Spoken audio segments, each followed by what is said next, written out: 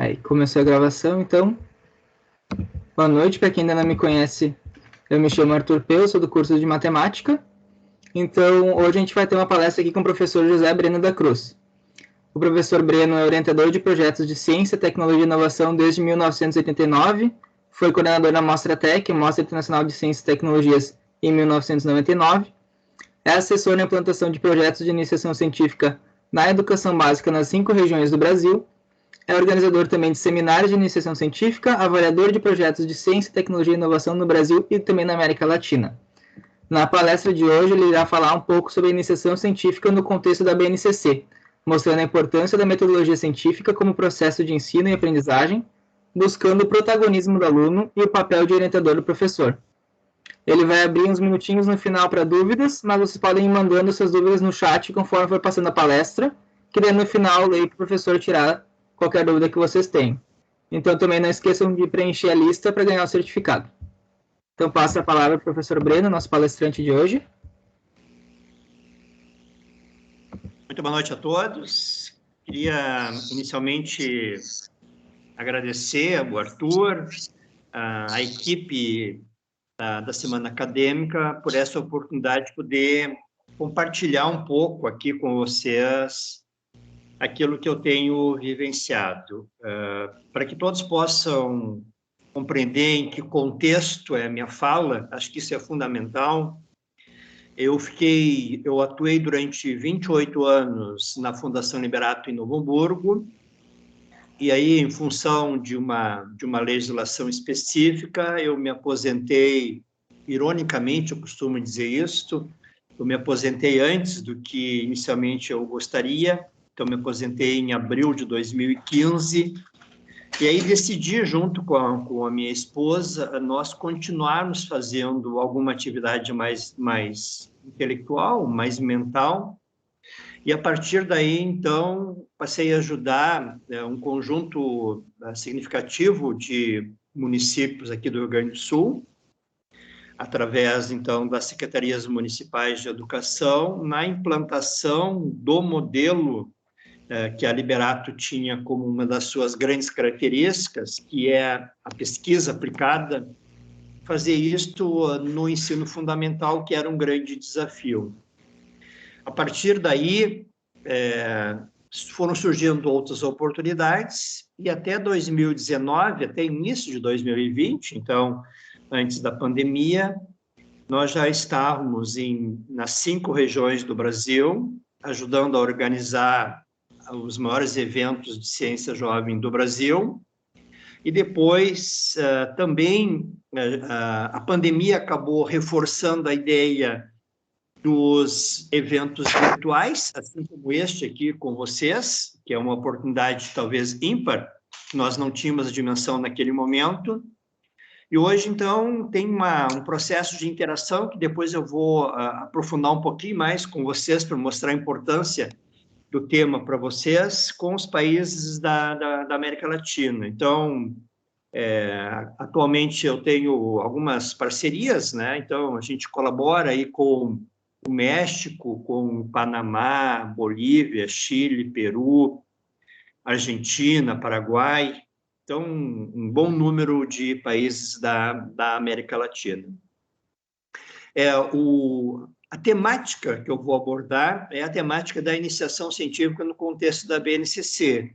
Mas se nós formos observar, e eu faço questão de fazer referência a isto, o grande tema que nós vamos abordar hoje aqui, e que me parece, pelo que eu vi na programação, também vai se repetir em outras oportunidades, por exemplo, com o uso das tecnologias, o tema que nós chamamos das metodologias ativas, né? Que alguns interpretam as metodologias ativas lá na graduação como a sala de aula invertida, e que eu considero de que no ensino, na educação básica, a iniciação científica talvez aquela que melhor possa representar as metodologias ativas. Mas também tem o xadrez, também tem as Olimpíadas de Matemática, para pegar a área de vocês, também tem a robótica, também tem a programação, também tem a produção de curtas-metragens. São todas atividades cujo foco depois, eu vou repetir isto, ao tratar da Base Nacional Comum Curricular, que é o foco de dar protagonismo aos alunos. Pode ir passando, Arthur.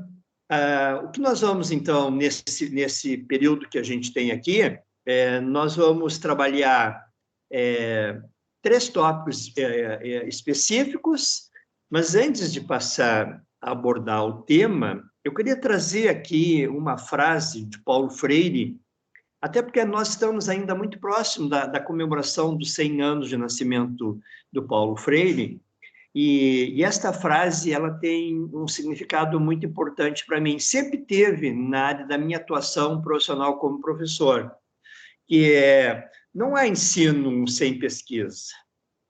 Não há ensino sem pesquisa. E aqui, quando falo ensino sem pesquisa, não é necessariamente o uso do método científico, mas é o processo da investigação, do pesquisar. Então, não há ensino sem pesquisa e pesquisa sem ensino. Toda vez que eu pesquiso, de alguma forma, eu acabo dando publicidade. Aliás, alguns autores dizem isso: não existe pesquisa se não tiver divulgação. Se for só para você, não funciona com pesquisa. Então, o Paulo Freire continua. Esses quefazeres se encontram um no corpo do outro, enquanto ensino, continuo buscando, procurando. Ensino porque busco, porque indaguei, porque indago e me indago. Pesquiso para constatar, constatando. Então, eu pesquiso, constato e vou constatando situações novas. Basicamente isto. Pesquiso para constatar, constatando, intervenho, intervindo, educo e me educo. Pesquiso para conhecer o que ainda não conheço e comunicar ou anunciar a novidade. Essa frase, ela tem certamente uma profundidade muito grande, nós poderíamos aqui discorrer sobre cada uma delas, mas não é esse o objetivo, mas deixar como referência para aquilo tudo que nós vamos falar a partir de agora. Na sequência, então, Arthur, eu vou fazer 3 recortes na fala. Eu vou falar rapidamente sobre o histórico das feiras, depois a base e depois especificamente sobre a metodologia científica. Provavelmente alguns de vocês já conheçam a metodologia científica, talvez alguns de vocês já tenham trabalhado com a metodologia científica. O Arthur, que foi um ex-aluno da Fundação Liberato, ele desenvolveu esse método científico. Mas o que é esse método científico? Então, a gente vai discorrer, e aí a ideia central aqui é que eu possa fazer passo a passo do método científico, como um processo de compreensão de vocês, e depois, quem tiver interesse, através do Arthur, pode me pedir mais materiais sobre isso. Então, primeiro, vamos lá, a história das mostras. A grande referência no Brasil, e eu gosto de reforçar isso porque, de alguma forma, isso está no nosso quintal, né? Muitos alunos da Unicinos são da região de Novo Hamburgo. Então, muitas vezes, nós subestimamos o papel da Mostratec. A Mostratec, reforçando aqui, para quem não conhece ou para quem domina perfeitamente isto, a Mostratec, a Mostra Internacional de Ciência e Tecnologia, é o maior evento de ciência jovem da América Latina. O maior evento de ciência jovem da América Latina. A Mostratec é a 3ª, 4ª, no máximo 5ª maior feira do mundo. Então, veja a importância que isso tem. E ela está em Novo Hamburgo, ela está no Rio Grande do Sul. O maior evento de ciência jovem ocorre no Rio Grande do Sul, na cidade de Novo Hamburgo. Esse ano ela vai ser de novo virtual, então nós estaremos na 36ª edição. Olha a importância e a durabilidade, a permanência dela. Deve ter em torno, eu não tenho os dados finais, mas deve ter em torno de 750 projetos, 400 projetos do ensino médio e educação profissional, 250 projetos de alunos do ensino fundamental e 100 projetos da educação infantil. Então, nós vamos falar sobre algo que no Rio Grande do Sul, especificamente no Rio Grande do Sul, porque nós somos o celeiro, nós temos o protagonismo disto, no Rio Grande do Sul já se trabalha com o método científico, o que nós chamamos lá ainda de alfabetização, letramento científico, desde os 3, 4 anos de idade. É comum, e talvez alguns de vocês já tenham essa experiência, era muito comum antes da pandemia, de nós termos em municípios, em muitos municípios do Rio Grande do Sul, nós tínhamos eventos com alunos uma feira de iniciação científica, somente com alunos da educação infantil. Vou pegar um caso aqui, Sapiranga, talvez muitos de vocês conheçam. Sapiranga, em 2019, realizou uma feira lá no ginásio municipal, com, se eu não me engano, 65 projetos só de alunos da educação infantil. Isso é fantástico. Quando eu digo isso pelo Brasil afora ou na América Latina, as pessoas têm dificuldade de compreender como assim fazer uma feira de iniciação científica com os alunos apresentando e defendendo seus projetos. Isso tem acontecido. Hoje mesmo, iniciou a feira, uma das feiras que é no Pontal do Triângulo Mineiro, Ituiutaba é o nome do município. Eu estou nesse momento em Montenegro, e aqui de Montenegro, um grupo de alunos da educação infantil, que trabalharam o tema da Joaninha, apresentaram de forma virtual, aqui de Montenegro, Rio Grande do Sul, 3 alunos com 4 e 5 anos de idade participaram de um evento nacional, de uma feira no Triângulo Mineiro, em Minas Gerais. Olha a importância, olha o protagonismo disso. No Brasil, a feira mais importante, a feira nacional, vamos dizer que é internacional, a feira nacional mais importante é a FEBRASE. A FEBRASE ocorre dentro da USP, em São Paulo, já está na 19ª edição, e é o grande evento nacional, já que a Mostratec é internacional. Cada estado do Brasil hoje tem um evento de grande porte, né? E o interessante é que esses eventos de ciência de grande porte, a grande maioria não é nas capitais dos estados. A gente sempre fala naquela referência mais política, né? Política administrativa, estou falando aqui, né? As capitais têm maior importância, nem sempre, né? Mesmo, por exemplo, em Santa Catarina, que Joinville é a maior cidade de Santa Catarina, Joinville tem uma feira pequena. Não é Joinville a grande feira de Santa Catarina, é em Jaraguá do Sul, que é a FEBIC. Então, lá no Paraná, é a FECiência, que é em Foz do Iguaçu, que pega a Tríplice Aliança, ou a Feira Nacional, que é em Cascavel, mas tem uma pequena em Curitiba, tem em Toledo. No Rio de Janeiro, a grande feira de ciência, ela ocorre em Vassouras, que é a chamada região do Café, que fica quase divisa com Minas Gerais. A feira do estado do Rio de Janeiro, que ocorre na cidade do Rio de Janeiro, é só para trabalhos do estado, não tem abrangência nacional e internacional, e assim vai, né? Minas Gerais tem 2 grandes feiras, que é a FEMIC, que é em Lemos, que é bem próximo ali na grande BH, e depois a outra no Triângulo Mineiro.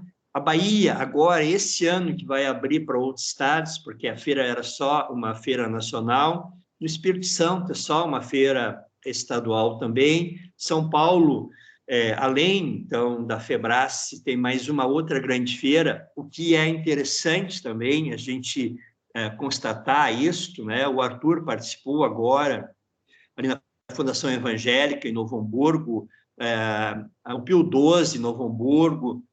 As escolas particulares estão investindo fortemente na iniciação científica também. Esse movimento nacional das feiras, depois pode passar as imagens ali, Arthur. Tem a outra também, mais uma, para mostrar assim, esses eventos, né? Essa característica do uso das feiras aí, ele assumiu um papel que eu considero extremamente relevante para quem faz educação. Vocês que estão se formando, fazendo a graduação em matemática, vocês vão se deparar, vocês são jovens, eu já estou fora do mercado, né? Então isso para mim já não tem mais tanto valor quanto para vocês. Vocês vão perceber que a iniciação científica, esse grande movimento que ocorre, especialmente no Brasil e depois expandindo para a América Latina, ele não tem uma coordenação central. Eu vou falar na sequência, na próxima lâmina, sobre a nova base, isso, pode deixar a nova base aí, mas não é a nova base que define essa ação da iniciação científica. Todo histórico que eu falei muito rapidamente sobre as feiras, eu falei lá, a Mostratec está na 36ª edição, a Febrace na 19ª edição. A nova base é de quando? A nova base foi aprovada em dezembro de 2017. 2018 foi o momento das escolas fazerem a revisão dos projetos políticos pedagógicos e começar a definir o referencial curricular nacional. Só em 2020, que deveria ter sido implantado a nova base em função da pandemia, isto foi postergado. Quase pouco se fala nisto. Então, eu vou falar sobre a importância da nova base, porque vocês são alunos da graduação e precisam dominar perfeitamente isto, mas todo o histórico que eu fiz não era a partir da nova base, é da base anterior. E não havia uma grande coordenação. E aí eu estava falando sobre o papel das escolas privadas. O grande movimento do Rio Grande do Sul é das redes municipais. São Leopoldo tem uma grande, a Motic São Léo tem uma grande feira de iniciação científica em São Leopoldo. O Novo Hamburgo tem um grande evento promovido pelas prefeituras municipais, né? São Leopoldo, pela Prefeitura Municipal de São Leopoldo, Novo Hamburgo, pela Prefeitura, e assim por diante. Eu não sei de que município vocês são, mas a grande maioria, certamente vocês, na rede municipal, tem um movimento da rede municipal. E o que ocorreu em alguns lugares, quando as redes municipais começaram a trabalhar com método científico? A rede privada local, para poder competir do ponto de vista do ensino, né? Eu não estou falando aqui competição de ganho, perde ganho financeiro, estou falando aqui como atração educacional mesmo. As grandes redes privadas e comunitárias começaram a se integrar. A rede sinodal, aqui de Montenegro, por exemplo, tem um trabalho fortíssimo. Toda a rede sinodal do Rio Grande do Sul tem um trabalho fortíssimo de iniciação científica. E aí eu vou pegar, para vocês perceberem a importância disso, né? Uma pequena creche de uma periferia de um município, de uma população pequena, trabalha com iniciação científica. E, ao mesmo tempo, quais são as grandes escolas do Brasil, assim, mais conceituadas, né? Certamente uma delas é o Dante Alighieri, que é em São Paulo, que está ali ao lado da Avenida Paulista, perto do MASP. O Dante tinha projetos e participava da Mostratec da Febrace. Em 2019, eles criaram a própria feira, chamada FENADANTE. Então, o Dante Alighieri, que é uma das escolas mais conceituadas do Brasil, trabalha com iniciação científica. Vou pegar um outro extremo aqui, Colégio Santa Maria, de Recife, é uma das escolas mais antigas e conceituadas também, para vocês terem uma ideia. O Colégio Santa Maria do Recife tem um convênio com a NASA, e um grupo de alunos do Colégio Santa Maria de Recife faz uma imersão de 1 mês na NASA. Olha a importância que isso tem para a região nordeste do Brasil. Essa escola trabalha com a iniciação científica. Então, vejam que a iniciação científica passa a ser uma política sem ter uma coordenação nacional. Ninguém coordena isto.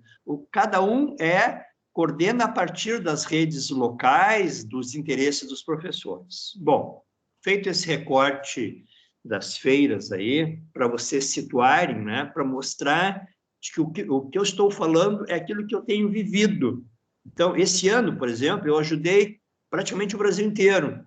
Neste momento, agora, nós estamos fechando uma feira no Macapá, da rede municipal de Macapá. Eu estou ajudando o estado de Roraima, para pegar os extremos aqui. O Rio Grande do Norte também está iniciando um grande trabalho, o Distrito Federal. Então, o Brasil inteiro tem se articulado em função desse tema. Bom, vocês, certamente, eu não sei em que estágio do curso vocês estão, talvez eu vou falar mais para um e outros ainda não chegaram, mas ao falar sobre a formação de professores na área da matemática, que é das exatas, né? Eu não gosto muito, eu fui falando matemática, fui lembrando agora, da Fundação Librato, nós tínhamos uma brincadeira que dizia assim, que tinha os professores da área técnica e os das humanas. E aí eu sempre brincava, então, que tinha das humanas e das desumanas, né? Porque se eu faço essa separação, então eu não sou das humanas. E não é isto, né? Todos nós somos das humanas, né? A gente trabalha numa área chamada mais exatas. Eu era professor de eletrônica, então na minha área mais física, ou vocês na matemática aí. E aí vocês vão aprender sobre a nova base. Então, o que tem de novo na nova base? Além daqueles problemas, lá comuns na escola tradicional, convencional, o que nós temos visto é essa dificuldade, então, da implantação da nova base. E essa nova base traz dois grandes conceitos que eu vou fazer um recorte aqui também. O primeiro grande conceito da nova base é o conceito da formação integral. E olha, durante muito tempo nós trabalhamos a ideia da formação integral como sendo em um tempo integral. Eu sou um adepto da escola de turno integral, mas não tem nenhuma relação. A educação integral e a escola de turno integral não necessariamente são a mesma coisa. Eu posso ter uma jornada estendida de atividade escolar e não trabalhar de forma integral. Então, a nova base traz esse conceito, o conceito que é compreender o desenvolvimento sujeito, físico, intelectual, emocional, afetivo, social e cultural. Essa ideia de um sujeito mais contemporâneo, vamos chamar assim, diferentemente, por exemplo, de outras décadas, do que era instrucionista. A escola dava instrução. A escola tinha que dar o conteúdo e decorar, né? Lá, desde da escola que usava lá a pedra, né? A pedra original lá, o aluno escrevia, apagava, ele precisava decorar aquilo. E depois, na Revolução Industrial, esse modelo mudou também e se criou esse padrão que nós temos até hoje. O que nós temos hoje, na imensa maioria das escolas do Brasil, ainda é o modelo da Revolução Industrial, 1870 e alguma coisa, um aluno atrás do outro, 40 classe, todos fazem a mesma coisa, o professor fica controlando ali a presença, a disciplina, se copiou, se não copiou, se fez exercício, se não fez o exercício, é bem mecanicista, é bem lá da época da Revolução Industrial. A formação integral é outra coisa, né? A formação integral é do aluno, que é o início da minha fala, é o aluno que trabalha com metodologias ativas, o aluno que aprende a aprender. O foco do que nós vamos falar é isto. Então, esta é a primeira questão. A segunda questão, e eu não vou ficar lendo aqui, pode passar, Arthur, mas eu só vou destacar em vermelho, porque está na base, está lá no referencial curricular, na página 23, eu peguei ali das linguagens. A grande alteração que a nova base traz implica ali no início, implica na contextualização, então entender em que contexto eu estou, sistematização dos conceitos articulados como processo de aprendizado, organizado de forma interdisciplinar e transdisciplinar. Então, é quando eu rompo com a aula tradicional, é quando eu desparedo a escola, a sala de aula, melhor dizendo, é quando eu tiro os alunos das quatro paredes da sala de aula. Mesmo lá nos anos iniciais do ensino fundamental, eu vou tentar articular de alguma forma os alunos com a escola. Nas áreas, depois, é o professor que vai orientar, que vai trabalhar. Se o professor de matemática vai ser o orientador do projeto de pesquisa, ele precisa das linguagens, ele precisa das artes, ele precisa das outras disciplinas. É esse conceito de poder integrar isso, então, como interdisciplinar ou transdisciplinar. Transdisciplinar é quando eu fujo da sala de aula convencional, é o grande trabalho que a nova base propõe. Só para lembrar, a nova Base Nacional Comum Curricular não trabalha conteúdo. A Base Nacional Comum Curricular trabalha o perfil de saída do aluno da educação básica. Quem trabalha o conteúdo são os referenciais curriculares. Referencial curricular nacional, referencial curricular gaúcho, o referencial curricular do município, que deveria ser o referencial territorial, e eu não vi isso no Brasil inteiro em nenhum lugar, né? A base diz que o referencial no município deveria reunir a rede municipal, estadual e privada e criar o referencial territorial. O que nós estamos vendo são diretrizes curriculares dos municípios. Ali que estão os conteúdos. E a forma de fazer,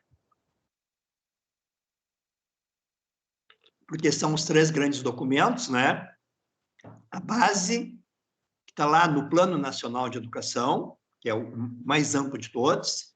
Depois vem, então, a Base Nacional Curricular, que define o perfil de saída do aluno do ensino médio, através das competências, que eu vou falar na sequência, articulado com os conteúdos dos referenciais curriculares e do projeto político-pedagógico. O que é o projeto político-pedagógico? É o meu jeito de fazer na minha escola. Cada escola deve ter discutido nos últimos 2 anos e revisto o seu projeto político-pedagógico. Inclusive, deveria ter feito uma audiência pública para aprovar esse referencial curricular. É quando todos os professores, a comunidade escolar, participa do jeito de fazer. O jeito de fazer é a característica da escola. O Brasil é muito grande. É verdade, o Brasil é imenso. Por isso tem uma base que é o guarda-chuva. Os estados são diferentes, por isso que os estados têm os seus referenciais curriculares. Os municípios são diferentes também, porque lá em Feliz, ou na Feliz, como a gente costuma brincar, ou pegar Feliz aqui, ou ali em Bom Princípio, talvez eles tenham que ter uma disciplina de alemão, o que não vai ter em outros municípios. Como é que eu posso fazer isso? No referencial curricular local, que são as diretrizes curriculares.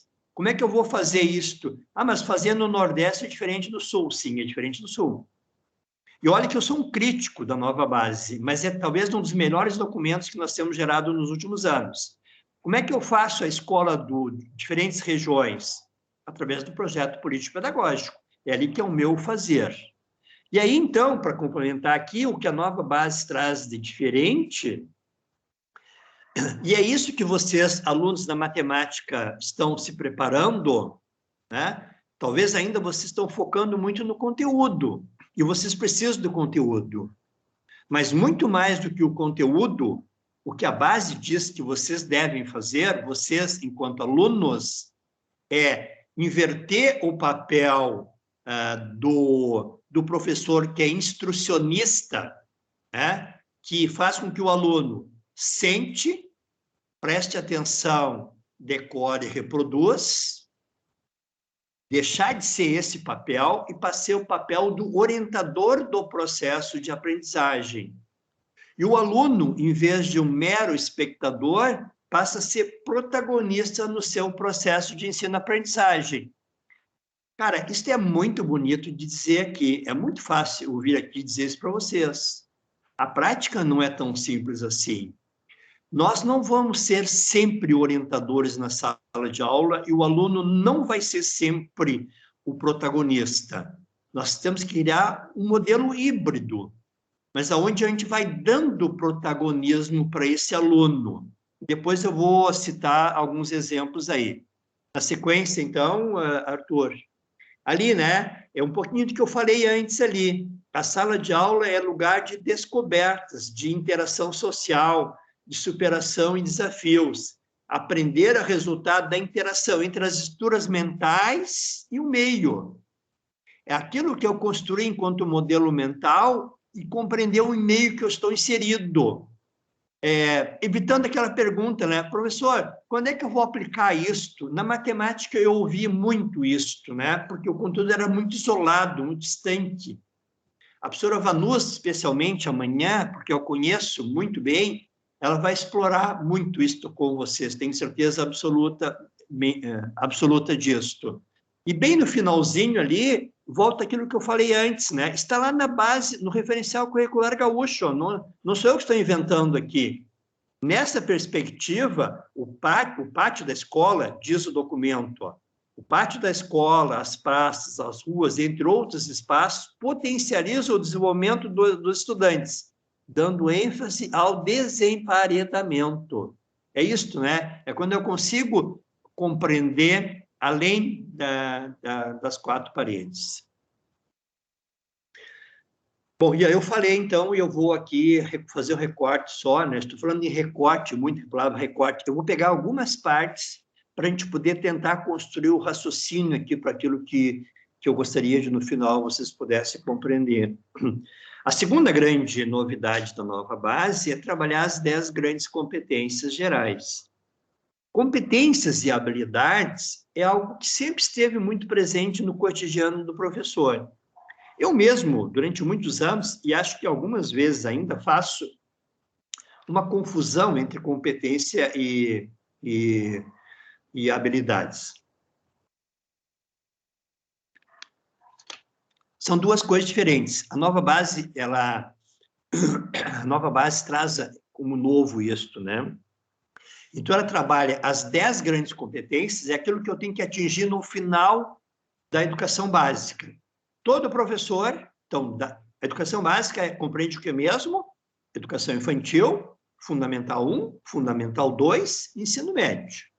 Ao final do ensino médio, mas não é lá no terceiro ano do ensino médio, é desde a educação infantil, eu vou tentando trabalhar as 10 grandes competências para definir esse perfil do novo aluno.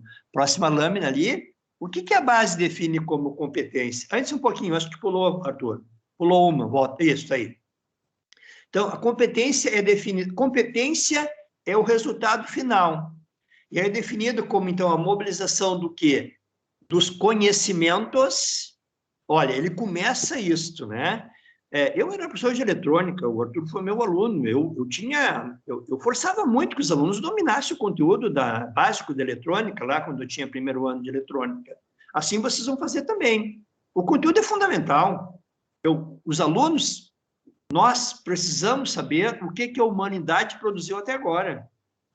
Então, é fundamental que eu domine o conteúdo. Eu não posso abrir mão do conteúdo. Mas se eu tiver só conteúdo e não tiver habilidades, o que são as habilidades? É as práticas cognitivas e socioemocionais. Não adianta eu saber tudo de matemática se eu não consigo conversar com os meus alunos, dialogar com os meus colegas. Se eu não tenho essa habilidade de poder articular os conhecimentos, então, eu domino os conhecimentos de forma separada, articulo esses conhecimentos depois, a matemática, a resolução de problema, ela é exatamente isto, mas também de forma socioemocional. Eu tenho que poder dialogar isso com os meus colegas, né? Ao longo dos meus 28 anos de Fundação Liberato, nós tivemos algumas experiências em todos os cursos da Fundação Liberato. Alunos que eram nota 10 praticamente em tudo, a gente chamava dos nerds, né? O Arthur vai lembrar. Mais na década de 90 a gente tinha isso muito forte. E dominavam tudo com tudo, eram nota 10. Eu acompanhei 2 casos durante os 28 anos de aluno que eram nota 10 em tudo e foram para o estágio, porque precisa fazer o estágio antes de concluir o curso, e esses alunos tiveram imensa dificuldade de poder fazer o estágio, porque eles tinham dificuldades socioemocionais, eles tinham dificuldade de conversar com outros alunos. Eles se achavam tão inteligentes, mas tão inteligentes, que eles não consideravam a possibilidade das outras pessoas não saberem o que eles sabiam. Então, não adianta, competência é isto, você tem que ter conhecimento, saber articular esse conhecimento, saber se comunicar minimamente, ter atitudes e valores, né? Hoje a gente fala muita questão ética, muita questão dos fake news, aí, se eu não tiver ética e não tiver valores concretos, eu também não sou um sujeito competente. Então, é articular o conhecimento, né? Saber o que a humanidade produziu, fazer inter-relação esses diferentes conhecimentos, poder me comunicar e ter ética e ter valores definidos aí, né? Valores que a sociedade possa, de alguma forma, ser contemplada. Na sequência ali, eu mostro o mapa conceitual. Aliás, eu mostro o que são as 10 grandes competências. Eu não vou abordar aqui as 10 grandes competências, em função do tempo, mas vocês, como aluno, em algum momento, ou já tiveram, ou terão essas 10 competências, né? Porque é isso que vocês têm que trabalhar. Mas entre as pessoas que trabalham com a iniciação científica, tem uma unanimidade em relação a isto. Quem trabalha com a iniciação científica na educação básica, trabalha as 10 grandes competências. Trabalha essas 10 grandes competências, né? Trabalha lá a primeira, a próxima lâmina, eu só vou falar as duas primeiras, ó. A primeira é conhecimento. A fala que eu vou fazer agora é uma fala que eu faço em todos os lugares. Como eu disse antes, né? Essa conversa que eu estou tendo com vocês, pessoal, é uma conversa que eu faço com o Brasil inteiro. E quando eu digo o Brasil inteiro e alguns países da América Latina, não é porque eu sou mais do que ninguém, não, eu tive a imensa oportunidade de atuar numa instituição chamada Fundação Liberato, tive a oportunidade de orientar projeto durante muitos anos, de coordenar a Mostratec, e eu adquiri uma experiência. Essa experiência, então, que eu estou, de alguma forma, compartilhando com vocês. E esta fala que eu estou fazendo com vocês, ela é quase igual às falas que eu faço com o município do Rio Grande do Sul, com outros estados do Brasil, e quando eu interajo com a América Latina, e com os países da América Latina, construindo essa grande rede de conhecimento. Quando eu falo com a América Latina, eu não falo da nova base, não faz sentido falar da base do Brasil, mas eu falo sobre as competências que nós trabalhamos aqui. Então, olha, o que é a primeira grande competência? É conhecimento. Então, é valorizar e utilizar os conhecimentos sobre o mundo físico, social, cultural e digital. É saber o que a humanidade já produziu, articular esse conhecimento. Estou insistindo com isto, porque isto é a base da iniciação científica. Essa expressão que eu vou usar aqui, ó, aprender a aprender, é criar modelo mental. O sujeito que aprende modelo mental, que aprende a aprender, é um sujeito contemporâneo. Arthur, tu vai lembrar disso, né? Eu sempre uso esse exemplo lá da Fundação Liberato para todos entenderem, para não pegar uma área da matemática aqui, pegar uma área da tecnologia lá. A parte dos microcontroladores. Em 2014, o microcontrolador que era usado pelos alunos da Liberato era o PIC. Quem não conhece, é uma sigla, né? Mas é um microcontrolador lá. Em 2015, 2016, já não era mais o PIC, né? Aí já era o ASP, ou o ESP, ou o ARM, né? Lá o ESP32, o ARM, então já não era mais o PIC. Logo depois, já não era mais o ESP ou o ARM, já era o Arduino. Hoje, muitos projetos já são com a Raspberry, que é o menor computador. Quem se formou em 2014 e depois teve todas essas mudanças, tem que voltar para a Liberato para aprender os outros? É óbvio que não. Como assim não? Como é que não precisa voltar? Porque já tem um modelo mental, já aprendeu a aprender, sabe a base da tecnologia. Então, rapidamente, você aprende. O que os professores tiveram que fazer a partir da pandemia?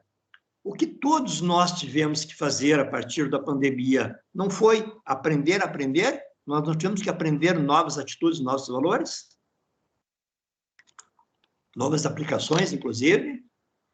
Para quê? Né? Por que é? Para que aprender a aprender? Ó, entender e explicar a realidade, continuar aprendendo e colaborar com a sociedade. Não é o Breno que está dizendo isso para vocês aqui. Quem diz isto é a Base Nacional Comum Curricular Nacional. É isso que tem. Qual é a segunda grande competência, Arthur? Passa para nós ali. Ó, eu costumo dizer, eu vou fazer um parêntese aqui. Um outro dia, num outro município, e não importa que o município, mas é uma fala muito comum, uma pessoa da Secretaria de Educação me pediu ajuda. Eu não disse isto, mas vou dizer agora, né?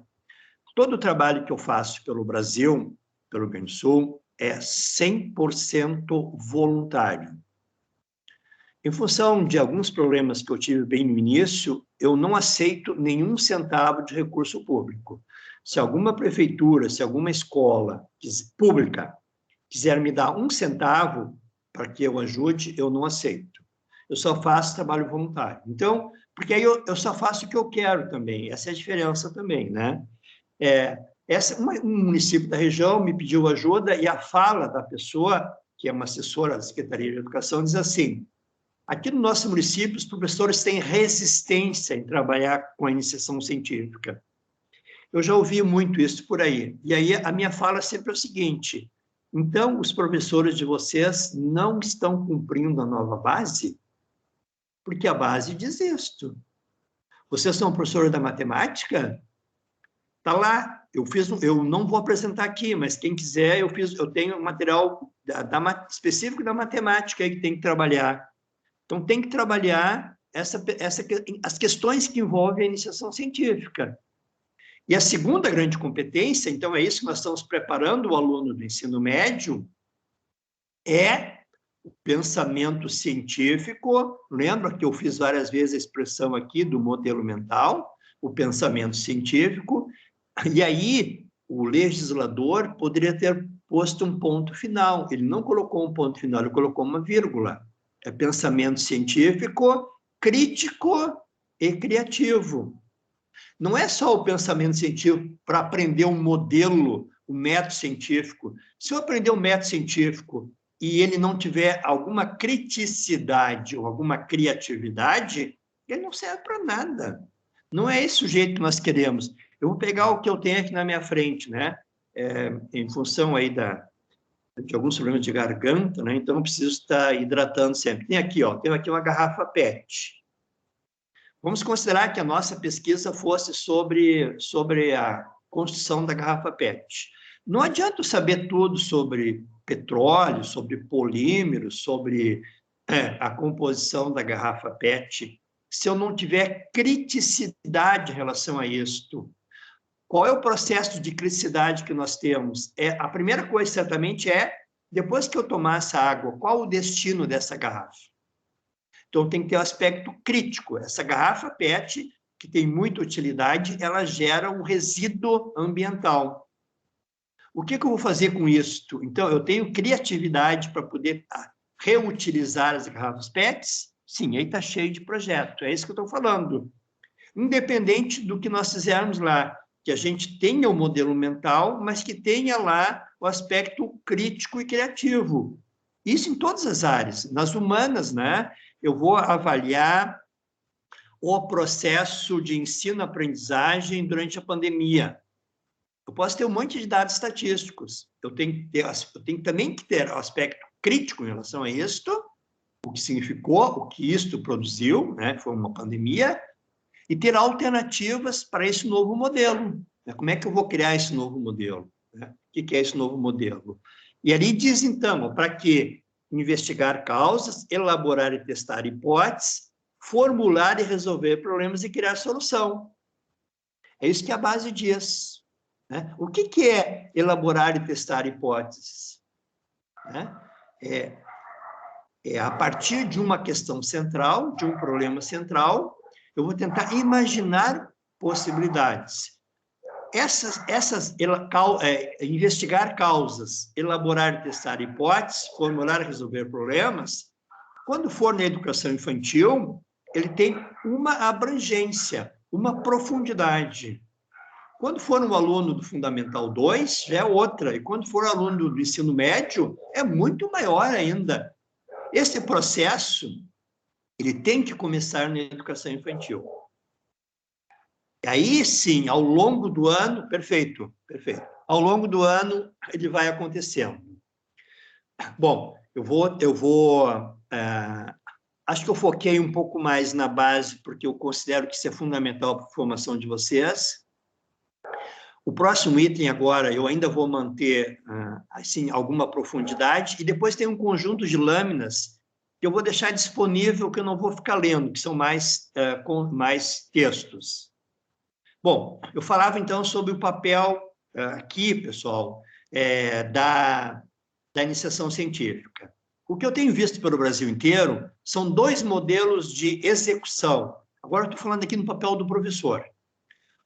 A iniciação científica como um processo de ensino-aprendizagem, então a pesquisa como processo pedagógico e a resolução de problemas como iniciação científica. São dois modelos que a gente tem. O modelo está centrado no professor e o segundo modelo está centrado no aluno. Próxima lâmina, Arthur, para a gente poder compreender. Tá? Então, ali, o grande autor, talvez um dos maiores autores que falam sobre o educar pela pesquisa é Pedro Demo. Né? Talvez alguns de vocês tenham lido, se não leram, eu peço que leia um pouco sobre Pedro Demo, e ele diz assim, né? Educar pela pesquisa se dá de forma de programa construído acompanhado.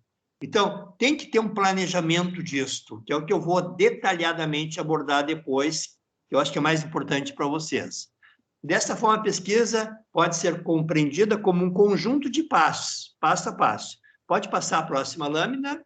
Martins também diz, né? Ó, eu gosto dessa lâmina aqui. Ele diz assim, ó, que é isso que eu falei, aprender a aprender. A criança tem paixão inata pela descoberta e por isso convém não lhe dar as respostas ao que não sabe, nem a solução pronta aos problemas. Ok, então o aluno vai me perguntar e eu não vou responder. É assim que funciona? Não, não é assim que funciona.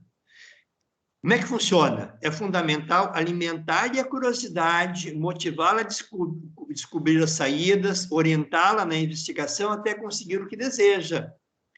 No dia a dia, no cotidiano, eu sou de uma geração que eu ouvi muito, e fiz isso com os meus alunos também. Lá, né, o pessoal da eletrônica lá, talvez no início eu fizesse isto. O aluno perguntava para mim assim, pegar um conteúdo bem básico da eletrônica lá. Professor, o que é um transistor? Eu estava no primeiro ano com os meus alunos. Aí a minha resposta era assim, calma. Quando você chegar no terceiro ano, lá em eletrônica geral com o professor Mota, vocês vão aprender. Um aluno de hoje espera 2 anos para aprender o que é transistor? Óbvio que não. Se o aluno continuar me perguntando e eu continuar dizendo que a resposta vai vir mais adiante, depois de um tempo, ele vai me fazer alguma pergunta? Não vai perguntar mais. Esse é o aluno que a gente tem por aí. O aluno não pergunta nada. Os alunos dos anos iniciais perguntam tudo e dos anos finais não perguntam nada. Por que eles não perguntam nada? Eles ficaram burros? Não. Eles foram desestimulados a perguntar. Ah, então eu estou dizendo aqui que eu tenho que interromper toda hora a aula para dar explicação individual para os alunos. Também não. Eu tenho que criar uma metodologia onde eu faça o inverso da pergunta. Eu retomo a pergunta para ele, faço ele pesquisar. Peço que na próxima aula ele me traga esse assunto, e aí eu vou dialogar com ele. Ah, eu não sei, então pesquisa, então minha próxima aula você traz. E aí ele pesquisou e descobriu o que é um transistor e descobriu que tem 2 modelos. Aí ele quer saber quais são os modelos. Eu vou dizer para ele continuar pesquisando e continuar trazendo nas próximas aulas. E quando ele pesquisar, eu me interesso em saber qual o site que ele pesquisou, porque eu começo a criar um modelo de metodologia científica. Ele pesquisou o transistor no site do Zé do Boteco. Eu vou incentivá-lo a continuar pesquisando no site do Zé do Boteco? Claro que não. Eu vou dizer que isso não é um site adequado. Eu vou indicar, inclusive, alguns sites lá que são mais recomendáveis. Aí eu começo a criar um modelo no sujeito, um modelo mental no sujeito, para ele ir aprendendo a aprender. Próxima lâmina. Qual é a diferença dos dois modelos, o modelo pedagógico da iniciação científica? Os dois são um cone, com a única diferença é que no modelo pedagógico eu proponho uma questão central, uma linha central, e a partir dessa questão central eu vou agregando outros conhecimentos, outras habilidades, para que o aluno, ao final de uma etapa, de um ano, de um semestre, de um tópico, ele domine aquele conteúdo. Então, eu parto de uma questão instigadora e, a partir dessa questão, então, eu vou ampliando cada vez mais para atingir o meu objetivo. A iniciação científica é o inverso. Eu parto de uma questão ampla. A partir dessa questão mais ampla, eu vou aprofundar o conteúdo para chegar na resposta. E a resposta é uma questão específica que eu vou, de alguma forma, tentar resolver. Rapidamente, eu vou trazer um exemplo que vocês compreenderem, senão vai ficar muito... Antes um pouquinho, Arthur. Volta ali um pouquinho. Isso, deixa assim. Eu vou trazer um exemplo aqui. Deixa eu ver aqui dos tantos. Vou pegar um exemplo aqui do meu município mesmo. Não, vou pegar um outro exemplo. Não sei se tem aluno de Sapiranga aí, ou da região ali. Talvez até vocês conheçam esse exemplo. Acho que foi 2014, 2015. Uma professora de uma escola de Sapiranga, eu estou citando no município, porque eu tenho autorização desde o início para isso, né? Numa escola de Sapiranga, a professora resolveu trabalhar a questão da reciclagem, da poluição, do lixo, e ela construiu um projeto pedagógico fantástico. O projeto envolvia lá muitas ações relacionadas ao meio ambiente, e eram alunos que estavam no primeiro ano de ensino fundamental, então alunos com 6 anos de idade. 6 anos de idade. A professora montou o projeto pedagógico, onde ia trabalhar no primeiro ano, eles não estavam alfabetizados ainda, algumas competências, algumas habilidades nas diferentes áreas do conhecimento, e na época, essa época, agora não está tanto, tinha lá uma notícia sobre encontrar o canudinho lá numa tartaruga, coisas assim. Ela queria trabalhar o canudo plástico. No final, esse era o projeto. E aí, no início do ano, a professora pediu para os alunos conversarem em casa com os pais, olha, volta lá, né? Desemparedar a escola. Então, ela pega um tema que ela quer trabalhar, pede para os alunos pesquisarem em casa tipos de poluição. Os alunos, alguns dias depois, retornaram, e aí ela fez uma roda de conversa, que é o que eu considero mais fantástico no processo inicial de alfabetização, de socialização, porque a gente trabalha essa questão socioemocional, né? Poder ter a capacidade de ouvir o outro, respeitar o outro, compreender o outro, entender o outro, fazer a sinapse da nossa cabeça, que a gente ouve, a gente faz isso, né? E aí, na roda de conversa, claro, um trouxe lá poluição sonora, poluição do ar, tal, e uma menina trouxe o tema poluição luminosa. Quando os primeiros falavam sobre poluição sonora, não houve nenhuma indagação ali maior, tal. Mas quando a menina trouxe sobre poluição luminosa, a grande maioria dos alunos perguntou, prof, o que é a poluição luminosa? Eles não sabiam o que era. Olha que interessante. Então, a professora tinha um projeto pedagógico, estão compreendendo? Que era trabalhar a questão da reciclagem e tal. No meio do projeto, surge uma pergunta. Professora, o que é a poluição luminosa? E a professora preparada diz, eu não sei, mas nós vamos pesquisar sobre isso. E aí surge o projeto da poluição luminosa. Alunos do primeiro ano fundamental, 6 anos de idade. Um trabalho fantástico, foi premiado no Mosatec. Eu convidei esse projeto depois para apresentar para um grupo de professores em Igrejinha, acho que foram para a Facate apresentar também lá, com 6 anos de idade. Fantástico era o projeto. Então, tinha um projeto pedagógico, o primeiro cone, estão podendo acompanhar aqui. Então, tinha uma questão inicial da poluição, e aí a professora ia trabalhar o restante, e no meio surge uma pergunta. E aí surge, então, o projeto de iniciação científica, a partir de uma curiosidade dos alunos. A professora termina com o projeto pedagógico? Claro que não, continua o projeto pedagógico, mas, ao mesmo tempo, então, trabalha a questão da iniciação científica do projeto, desse projeto. Esses alunos... Quando eu convidei esses alunos para apresentarem, aí já estavam no ano seguinte, já estavam, então, no segundo ano fundamental. Isso foi em 2015. O primeiro ano foi o projeto 2014, estavam em 2015. Eles foram apresentar 3 meninas, agora com 7 anos de idade.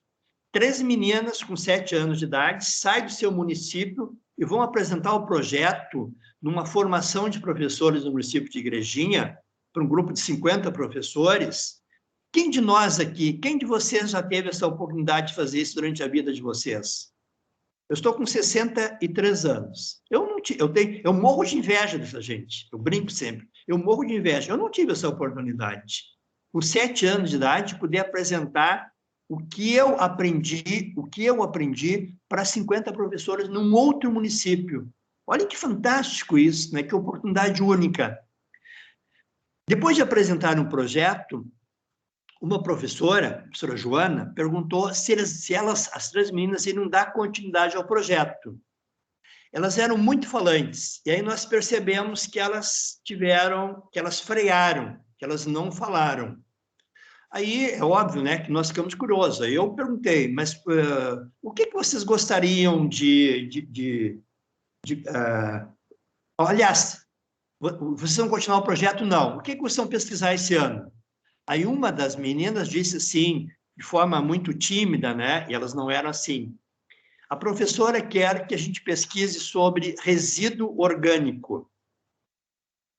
Legal, 7 anos, resíduo orgânico, mas nós percebemos que elas não estavam empolgadas com a ideia. E aí, então, um de nós, não me lembro agora quem perguntou, mas o que vocês gostariam de pesquisar, então? Observem o potencial dessas 3 meninas, pessoal. Se coloquem no lugar delas com 7 anos. Elas já tinham pesquisado com 6 anos sobre poluição luminosa. Uma das atividades era, inclusive, junto com as famílias, irem para próximo da RS para ver como é que era a iluminação da RS, para ver se não ofuscava os motoristas ali. Era um projeto fantástico. Já tinha pesquisado sobre isso, né? Que é lá na área técnica, é uma NBR 54, alguma coisa, nem me lembro agora qual é que é a NBR, que é da luminotécnica. Alguns alunos aprendem na área técnica só, elas com 6 anos já sabiam sobre isso. E aí, então, a pergunta era, o que vocês gostariam de pesquisar? Já que o tema resíduo orgânico não interessava muito. Olhe a resposta delas. Você sabe o que essas meninas queriam pesquisar? Nós perguntamos, elas responderam. Nós queremos pesquisar sobre semente da banana. Olha, foi um silêncio absoluto na sala, né? O que elas disseram para nós? Aquilo que a professora queria que elas pesquisassem era resíduo orgânico. Aí um de nós perguntou, por que vocês querem pesquisar sobre semente da banana e não sobre resíduo orgânico? Aí então vem a resposta. Porque nós perguntamos e as pessoas sabem o que é resíduo orgânico, mas ninguém sabe se semente tem banana ou não. O que esses alunos disseram para nós? Nós não queremos aprender o que nós já sabemos. Nós queremos aprender o que é novo. É esse que é o aluno contemporâneo. Esse é o aluno que quem tem experiência em sala de aula já enfrenta, né? Ou quem não tem experiência vai enfrentar. É um aluno que quer ser instigado, que quer sair dali conversando sobre o tema. É o aluno que quer esperar o professor na sala de aula para dizer que ele descobriu alguma coisa nova. Não é o aluno que fica esperando o professor na sala de aula, abrir o caderno e copia do quadro. Faz o Ctrl+C no quadro e o Ctrl+V, que a gente tanto combate, né? E que, ao mesmo tempo, a gente tanto pede que eles façam. Olha o quadro, copia, cola no caderno, escreve no caderno. O Ctrl+C analógico, a gente fez a vida inteira. Na sequência, Arthur. Então, acho que dá para diferenciar bem o que é projeto pedagógico, aquilo que é uma proposta de professor, e a iniciação científica, aquilo que o aluno assume, que o grupo de alunos, ou um grupo ou a sala assume. Para fechar esse tópico, eu falei muito aqui em conhecimento. Eu não gosto do termo conhecimento. Eu acho que é muito mais. Quando eu faço formação de professores presencial, eu sempre começava com a mesma pergunta, que é esta: para que serve a escola do século XXI? Vocês estão se formando aí, para que serve a escola do século XXI? Para dar conhecimento? Não, é muito mais. E aí eu gosto de trabalhar esses 3 itens agora. Pode passar mais uma ali, Arthur. Que é conhecimento, sabedoria, informação, conhecimento e sabedoria. Que essa é a espiral do conhecimento, que talvez muitos de vocês conheçam. Alguns trabalham como 4 itens. Teria o item 0 ali, que são dados, né? eu já gosto da informação. O papel da escola, o papel nosso é este, é dar uma informação, passa ali um clique, Arthur. Dar uma informação, mais um. A partir dessa informação, eu adquiro um conhecimento, mais um. Esse conhecimento vai tendo diferentes níveis, pode dar mais um, mais um. E aí, eu vou relacionar esses diferentes conhecimentos para tomada de decisão, que eu chamo de sabedoria. Essa sabedoria tem diferentes níveis. Mais um ali. Mais um. Mais um. Ó, para que sabedoria? Para voltar de novo a gerar uma nova pergunta. Essa nova pergunta eu vou buscar uma nova informação. Essas informações eu vou articular essas informações entre si para que eu tenha a tomada de decisão. Eu vou dar o exemplo que eu uso com alguma frequência também. Todos os textos, a grande maioria dos textos, e eu também faço isso, dizem que o papel da escola é dar conhecimento. Ok, então vamos lá. O papel da escola é dar conhecimento. Vamos pegar um tema aqui, que é um tema bastante complicado da sociedade. Gravidez na adolescência, ok? Falta informações sobre gravidez na adolescência e suas consequências? Falta vídeo, falta novela da Globo, falta texto, falta programas específicos. Será que falta informações? Será que as pessoas não acessam informações? Tenho certeza que informações tem suficiente. Muita informação. Bom, se tem informação, e se os adolescentes, meninos e meninas, já que falo na adolescência, acessam as informações, eles têm conhecimento, porque a base é esta. Eu tenho uma informação, permito que as pessoas acessem essa informação e passem a ter conhecimento. Se o papel da escola é dar conhecimento e tem informação e os jovens acessam as informações, têm conhecimento, significa que não existe mais gravidez na adolescência. Concordo? Claro que não. Ok, mas então não é dar conhecimento? Claro que não. É dar sabedoria. E sabedoria aqui não é nada de místico. Sabedoria é saber o que fazer com essas informações. Não adianta eu ter informação só. Não adianta eu ter conhecimentos espaçados. O que a iniciação científica faz é exatamente isto. É reunir esses diferentes conhecimentos para a tomada de decisão. E é helicoidal, não é linear. Não é eu tenho um, tenho outro, não. Às vezes eu preciso descer um nível para poder avançar. É como se fosse um salto quântico. Eu preciso dessa energia mais para dar o salto quântico. Para que eu seja um sábio, o sábio é aquele que aprende todos os dias. O sábio é aquele que diz que não sabe, né? Que vai buscar novas informações.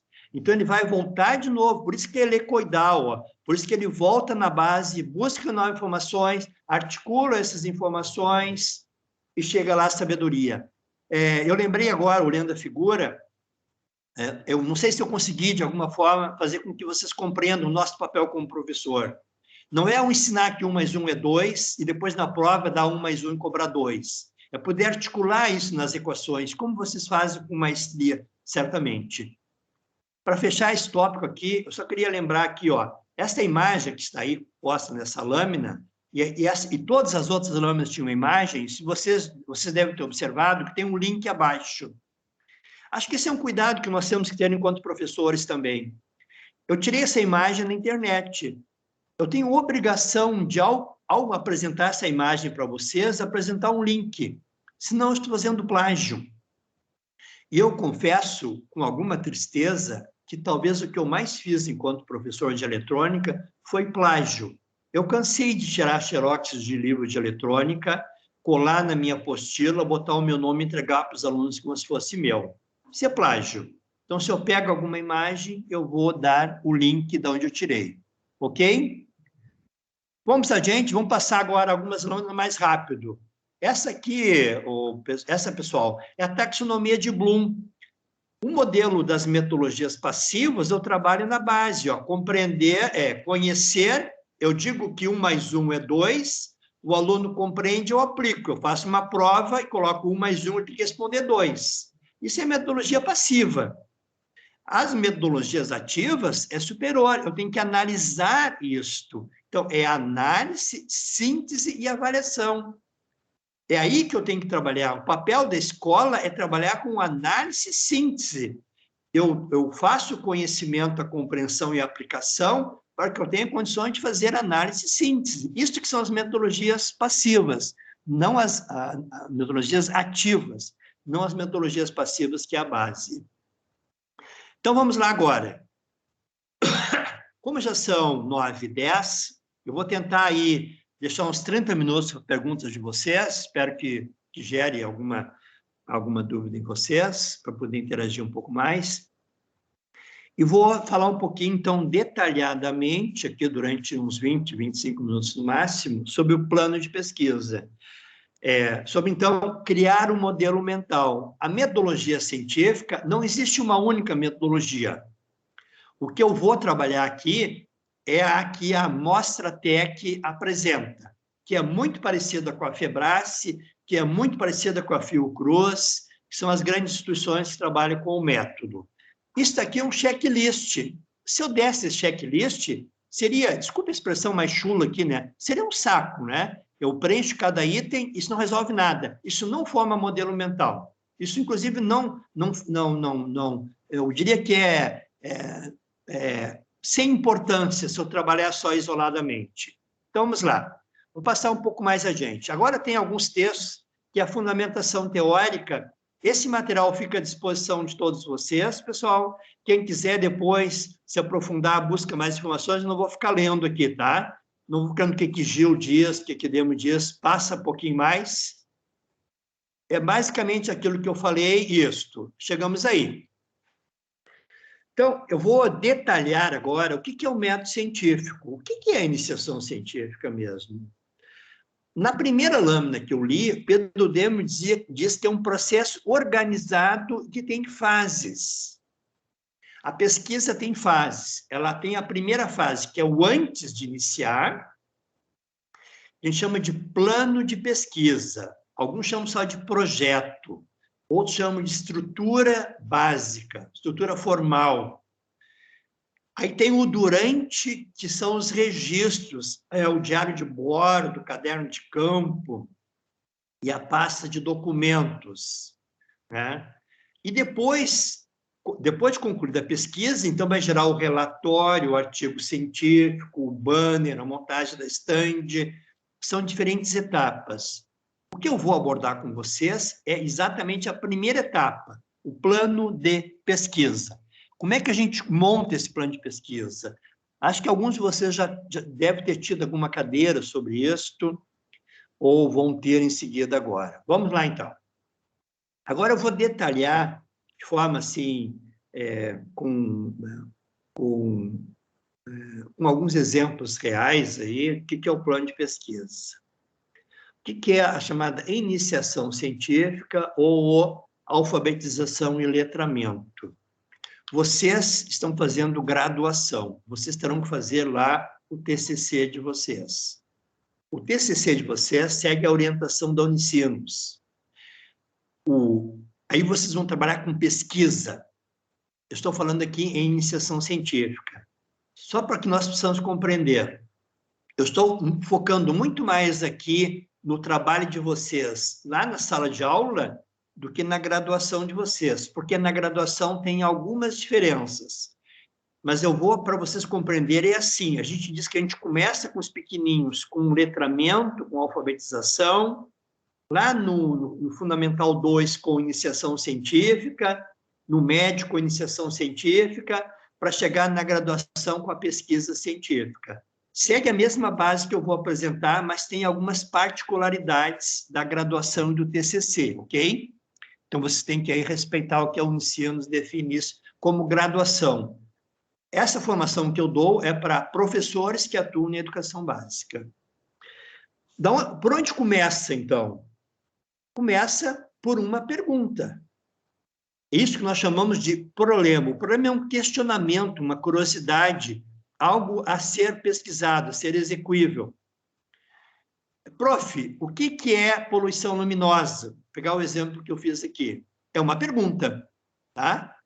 Só que essa pergunta tem que ser uma frase clara e delimitada. Tem que resolver uma questão específica. Lá para os pequenininhos, pode ser, né? Então, na sala de aula entra um grilo. O que é um grilo? Pode ser uma pergunta assim. Eu vou dar um exemplo que eu usei um outro dia para uma formação, acho que alguns professores de esteio. Não, na verdade, foi para o pessoal do estado do Amapá. Era assim, ó. A minha pergunta inicial era, o meu programa de pesquisa era, qual a influência da pandemia no processo de ensino-aprendizagem? Ok? Tem uma bela pergunta aí. Essa pergunta, com esta abrangência, será que eu consigo responder? Qual o impacto da pandemia na educação? Aonde que eu vou pesquisar? No mundo? Eu consigo fazer isso? Não, não consigo. Então, eu vou precisar no Brasil. Eu consigo pesquisar no Brasil inteiro o impacto da pandemia na educação? Também não consigo. Terei imensa dificuldade, precisaria de muito tempo. Então, o que eu vou fazer? Vou fazer um recorte. Qual o impacto da pandemia entre os alunos de 8º e 9º ano da escola X do município de São Leopoldo? Vou pegar São Leopoldo porque é da Unicinos aí. Perceberam a diferença, pessoal? Quando eu faço a pergunta, ela tem que estar delimitada e focada. Senão, eu não vou responder a pergunta. Ou, no máximo, eu vou gerar uma problemática que não vai levar a lugar nenhum. Então, quais os impactos da pandemia entre os alunos do 8º e 9º ano da escola X do município da escola Pouarres do município de São Leopoldo. Peguei uma escola específica aqui. Ok? Isso é uma pergunta, então. A pergunta tem que ser focada. Se não focada, não vai resolver. Próxima, feita a pergunta, eu vou definir qual a área do conhecimento, que é o tema. O tema é a grande área do conhecimento. Então, seria o quê? Políticas públicas, o que é impactos da pandemia?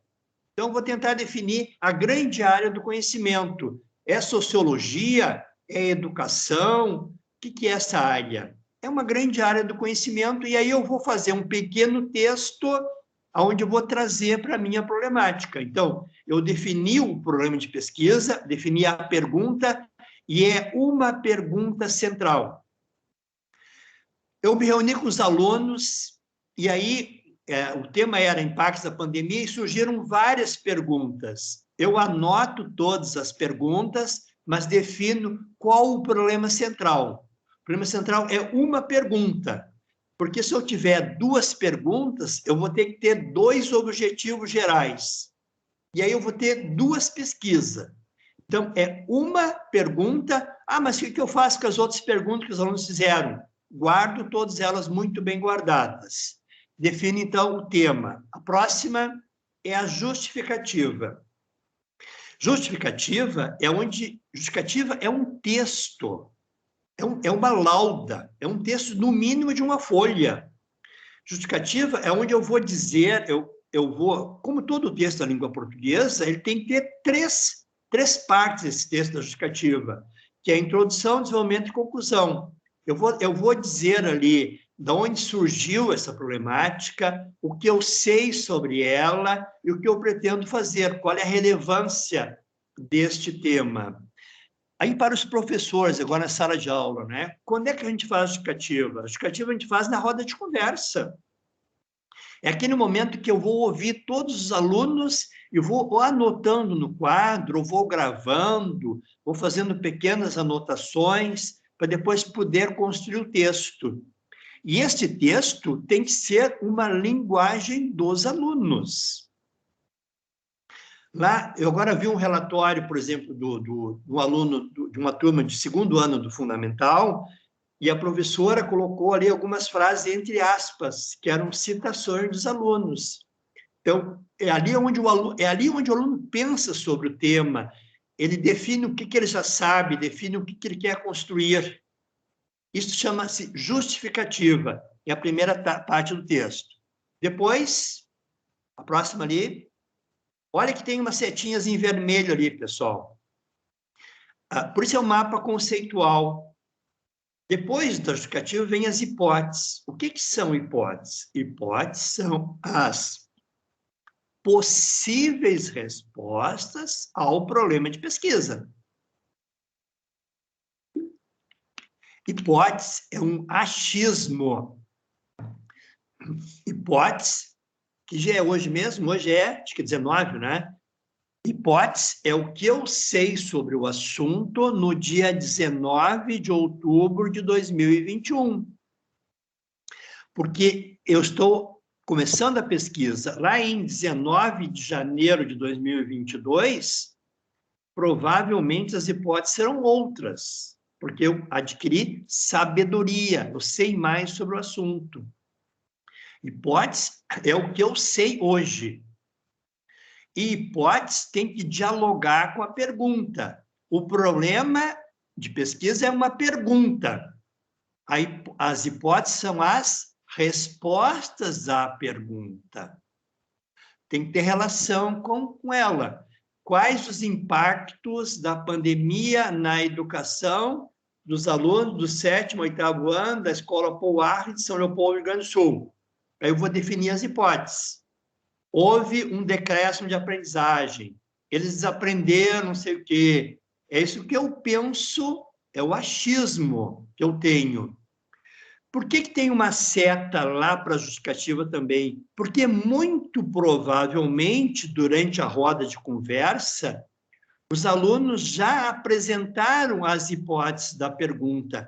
A roda de conversa é um dos momentos mais ricos. Se eu anotar tudo que eles escreveram, eu já vou ter as hipóteses ali já esse material já vai estar pronto. Como eu preciso testar as hipóteses depois, não é interessante que eu tenha 25 hipóteses. Não, eu vou ficar lá em 4 ou 5 hipóteses, 6 hipóteses no máximo. Próximo. Isto. Observe que apareceu uma imagem agora. Esta imagem é o espaço onde nós, enquanto grupo de pesquisa, pensamos e sabemos no dia 19 de outubro de 2021. Vamos continuar, depois vai aparecer outras imagens. Perfeito. Mais um clique. Aí vem, ó, o objetivo geral, que é um objetivo só, um verbo só no infinitivo, com uma frase muito parecida com o problema de pesquisa. Qual foi o problema que eu apresentei para vocês aqui? É uma pergunta, quais os impactos, e continua.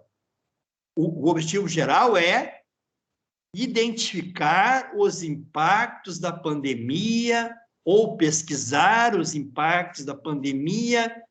O objetivo geral dialoga com o problema. Olha o reforço da seta em vermelho.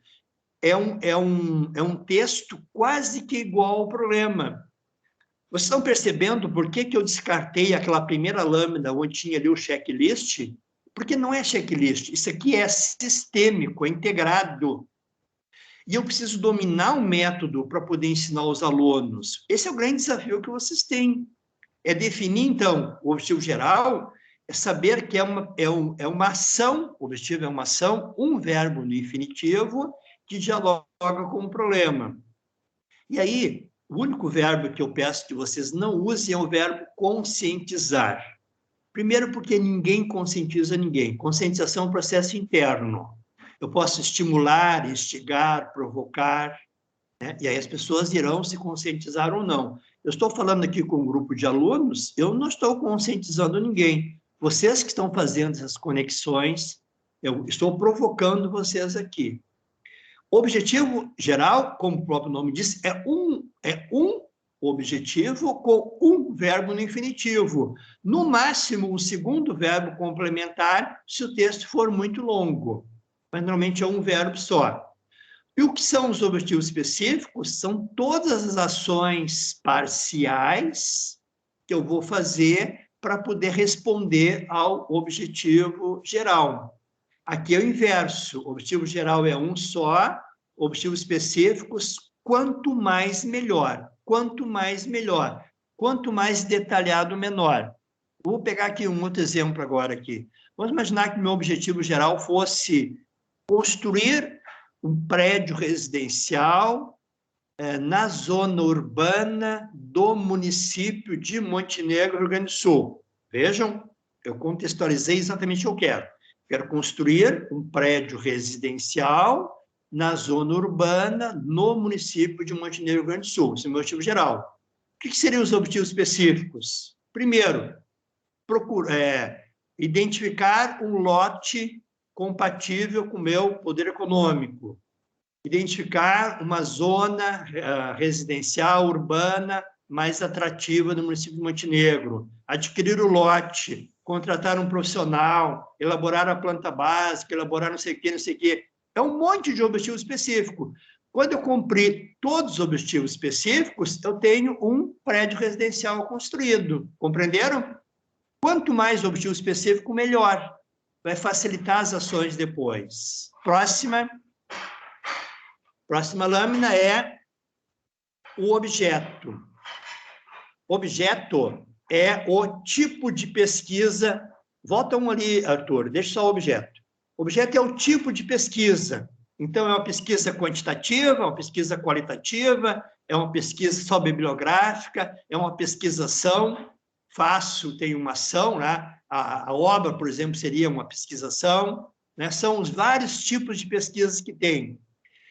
Para vocês terem uma ideia do tamanho desse item objeto é tipo de pesquisa, é a área da pesquisa ali, né? Para vocês perceberem o quanto tem de complexidade, em algumas universidades, lá nos pós-graduação, por exemplo, tem uma única disciplina que é pesquisa qualitativa, por exemplo, né? Então, é bom que vocês leiam um pouco mais sobre isso aqui, e quem quiser, eu tenho material disponível também para definir isto. O próximo item, eu estou apressando um pouco mais, sem correr, óbvio, né?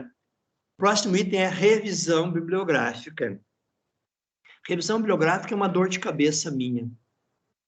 A última vez que eu fiz, teve um período que eu ajudava algumas escolas, eu fazia revisão dos planos de pesquisa. Eu não faço mais isso hoje. Primeiro porque tira muito tempo, né? E acho que não é mais minha função fazer isso hoje. Mas eu me lembro que, acho que em 2019, 2018, eu fiz uma de uma escola, e eram 54 planos de pesquisa. Eu fiz a revisão de todos. Dos 54, 5 eu aprovei a revisão bibliográfica. Os outros 49 eu achei que estava muito ruim, né? Não tinha. É muito comum nós pegarmos revisão bibliográfica, o próprio nome está diz. Revisão é ver de novo. Para que eu possa ver de novo, alguém deve ter escrito. Revisão da bibliografia, referencial teórico, são os diferentes nomes que dão. Tem que ter autor e fonte.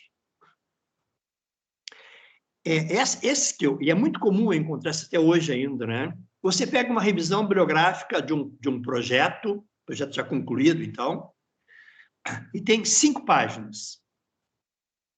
Você lê as 5 páginas, que são todas as definições sobre o tema ali, e não encontra um único autor. Isso é revisão bibliográfica?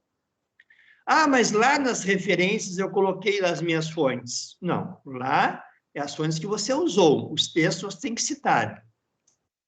Para vocês todos compreenderem, eu vou usar uma frase aqui agora, com esse grupo seleto que eu estou aqui com alunos da graduação na semana acadêmica da Unicinos.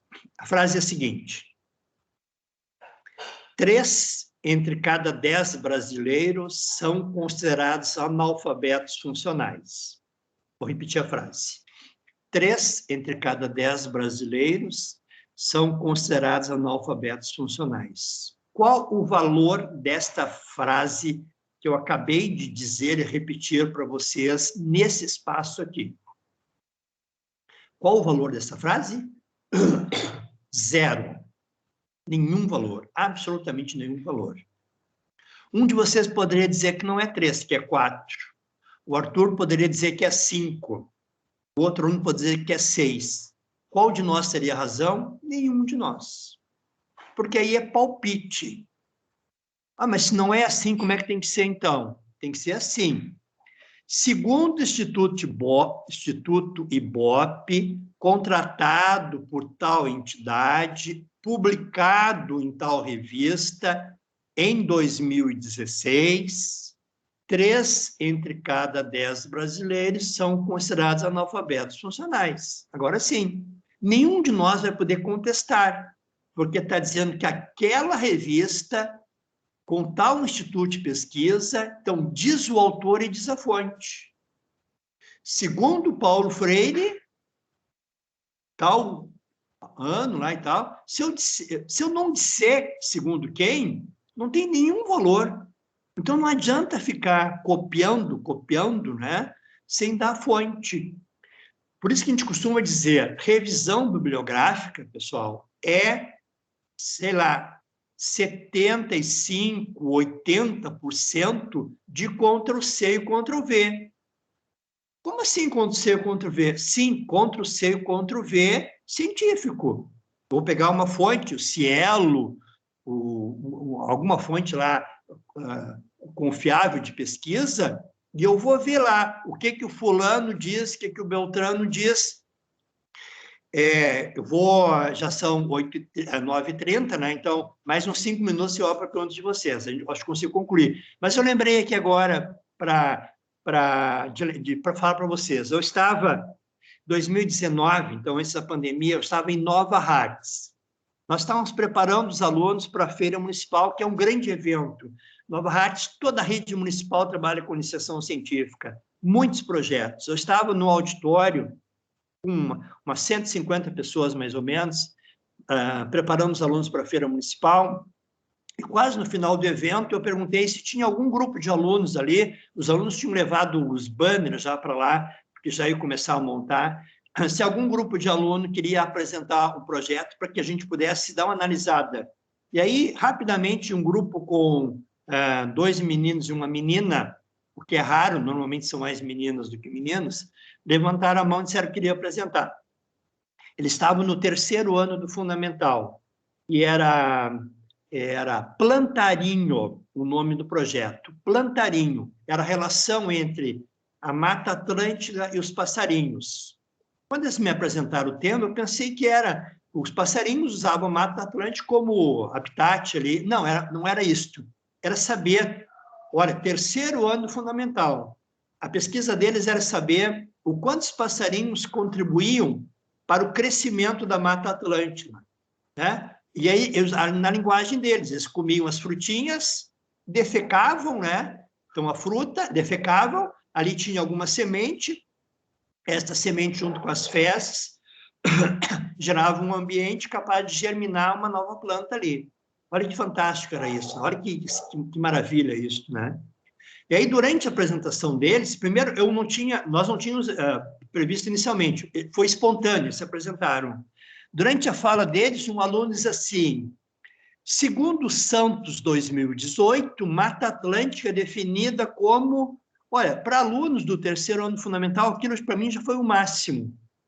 Só que ele passou o microfone para um segundo aluno, 150 pessoas, auditório, 3º ano fundamental, de forma espontânea, usando o microfone, passa o microfone para o outro e o outro diz: porém, Albuquerque define Mata Atlântica, quer dizer, eles fizeram aquilo que eu espero que um aluno do ensino médio, da graduação façam. Faz a revisão bibliográfica, define o que um autor diz, vê se não tem um contraditório no segundo autor. Então, segundo Santos 2016, aí define, porém, Albuquerque, aí define também, e aí assim eles fazem a conclusão. Olha que magnífico isso, né? Que grandeza nisso para alunos do Fundamental 1 ainda. Quando terminou aquela atividade, eu perguntei para a professora, que fantástico essa apresentação deles aí. E aí eu perguntei, como é que eles fizeram isso? A senhora ajudou eles a decorar? Ela disse, não, professor, eles já fazem pesquisa há 3 anos. Caraca, como assim fazem pesquisa há 3 anos? Estão no 3º ano do fundamental e já fazem pesquisa há 3 anos. Imagina esses alunos chegarem para fazerem matemática na Unicinos, como é que vai ser, né? Quanto vão estar avançados esses alunos? Compreenderam que a revisão bibliográfica, se não tiver autor e fonte, não tem valor nenhum, é 0.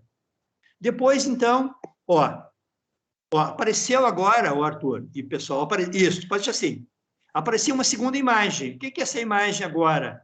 A primeira imagem de cima é o que nós sabemos.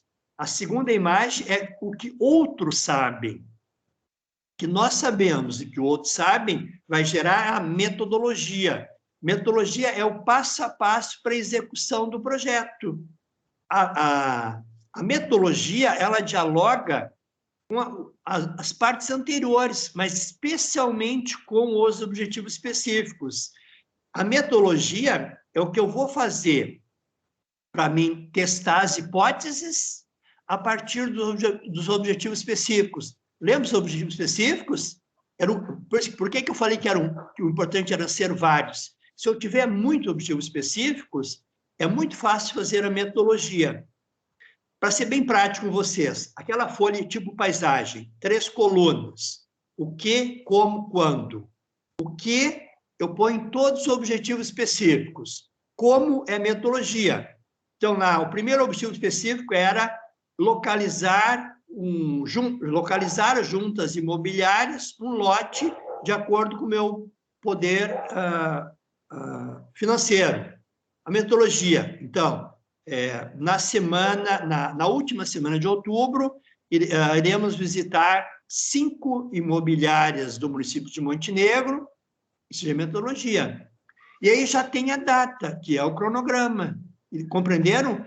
Esta folha, tipo paisagem, com as 3 colunas, ela é muito prática nesse sentido. Depois da metodologia vem o cronograma. O cronograma, basicamente, ele é uma tabela, né? Quem tiver interesse, tudo isso que eu falei agora, eu tenho um texto no Word, mais ou menos detalhado, tem um modelo, inclusive, lá de cronograma, né, para ajudar vocês. Quem quiser, através do Arthur, aí, peça o material que eu envolvo para vocês. Mais uma, Arthur. Mais um clique. Aí, ó. Vira a terceira imagem. De novo, ó. O que nós sabemos no dia 19 de outubro, está lá no primeiro. Justificativa, hipótese, plano de pesquisa. O que outros sabem é revisão bibliográfica. Quando eu junto esses dois, eu tenho um novo saber. Lembra da espiral do conhecimento? É isto, teria que ser espiral da sabedoria. É quando eu adquiro um novo saber, é quando só eu sei. Outro dia, lá com alguns países da América Latina, a gente discutiu o tema do artigo ser inovador, né? Tem um termo que eu esqueci agora, único, né? Olha, eu vou pegar aquele tema que eu peguei antes. O impacto da educação entre os alunos de 8º e 9º ano da escola Paul Arles, no município de São Leopoldo. Será que existe uma segunda ineditude, era o termo? Será que existe algum outro tema, alguma outra pesquisa nessa área? Eu duvido. Então, tem ineditude. Alunos da educação básica pesquisando sobre formiga é inédito. Para alunos da educação infantil daquela escola é inédito. Então, a importância disso está relacionada a isso também. Então, falava sobre a nova sabedoria das 3. Mais uma ali, Arthur. Então, análise de dados onde eu vou descrever, certo? Eu vou descrever como é que eu vou fazer a análise desses dados. Mais 2, Arthur. Isto. Aí vem as referências e aí vem o plano de pesquisa. Para concluir, então, essa parte, depois o que tem ali na sequência, deixa assim, vamos deixar essa lâmina assim, Arthur. A última coisa que eu queria lembrar para vocês ali são as referências. Tomem muito cuidado, né? Eu ainda tenho visto muito material de alunos que, mesmo de graduação, outro dia eu vi um material dos alunos da graduação, que pegava o link da internet, eu abro uma página da internet, copio o link de cima e ponho como referência. Isso não é referência, isso é link. Referência é a ABNT. Então, se eu usei algum site, eu vou colocar autor, autores, eu vou procurar ali autor, autor, título da matéria, aí eu vou colocar a palavra disponível, aí todo o link, e lá no final, acesso em 2 pontos, 1 e 9, as 3 primeiras letras do mês, OUT.2021. Sempre assim, o número do dia, as 3 primeiras letras do mês, com exceção de maio, porque maio eu não vou tirar o O e botar o ponto, eu boto maio inteiro, 2021, sem aquelas palavras D no meio. Pessoal, avancei um pouquinho, e o material que fica agora restante, passa para nós ali, é alguns verbos que eu coloco à disposição, mais um. E aí tem um material sobre caderno de campo que eu não vou abordar aqui. Esse material fica todo disponível para vocês, ok? Volta ali, deixa ali um mapa conceitual. Isso. E agora fica à disposição de vocês. A gente tem 20 minutos para a interação de vocês. Como eu estou no celular, pessoal, eu não consigo ver, aqui o chat, né? Então, lê para mim, Arthur, por favor, as perguntas ali, ou não sei se você vai abrir para o pessoal perguntar. De qualquer forma, agradeço. Então, pode mandar ali no chat. Por enquanto, só teve gente elogiando a Unicinos também por estar proporcionando para os alunos uma palestra tão interessante, tão motivadora para nós futuros professores, né? Eu sou fã de iniciação científica, eu sempre fui, desde a época da Liberato, sempre estive junto com a iniciação científica, sempre fiquei envolvido nas escolas onde eu trabalhei. Então, o Wesley levantou a mão, se quiser abrir o microfone e perguntar, sinta-se à vontade, Wesley. Boa noite, prof. Breno, boa noite, colegas. Eu gostaria de abrir minha fala dizendo que o prof. Breno pode não saber, mas ele indiretamente, né, eu não fui aluno dele no curso de eletrônica, mas eu cursei eletrotécnica na Liberato e eu ingressei em 2014. E eu lembro até hoje certinho, meu pai e minha mãe voltando de uma reunião de pais e dizendo assim, a gente conheceu um sujeito muito bacana, um professor, e ele falou sobre oportunidade de bolsa no final do curso, de participar de Mostratec, que abria muitas portas e tal. E aquilo, em 2014, não fez muito sentido para mim ainda, porque, né, estava recém-ingressando, assim, na escola. Mas, com o tempo, eu vi como é importante o investimento em ciência. Eu mesmo fui contemplado. Eu tentei participar da Mostratec no primeiro, segundo, terceiro ano, não consegui. E aí, quando eu cheguei no quarto, eu e minha dupla conseguimos, e foi uma experiência, assim, maravilhosa, um negócio que mudou muito minha perspectiva em questão de pesquisa de ensino médio, assim.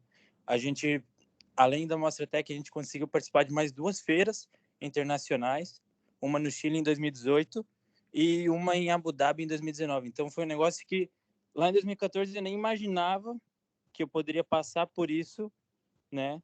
Ter toda essa experiência maravilhosa e ainda, tipo, inspirando outras pessoas depois, apresentando o nosso projeto em 3 línguas, é um negócio que eu nunca tinha nem imaginado, né?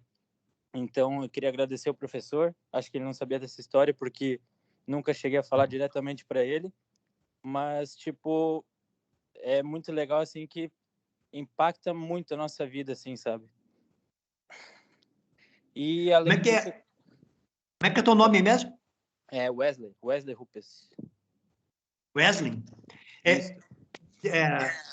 Primeiro, eu não sei se chegou a concluir aqui a tua fala, né? Mas eu queria te interromper e dizer o seguinte, ó, para todos agora. Olha que depoimento nós tivemos agora, né? A gente não combinou, aliás, eu acho que pessoalmente talvez tu me conheça, mas eu não te reconheço, né? Porque são muitos alunos. Olha que depoimento você traz agora.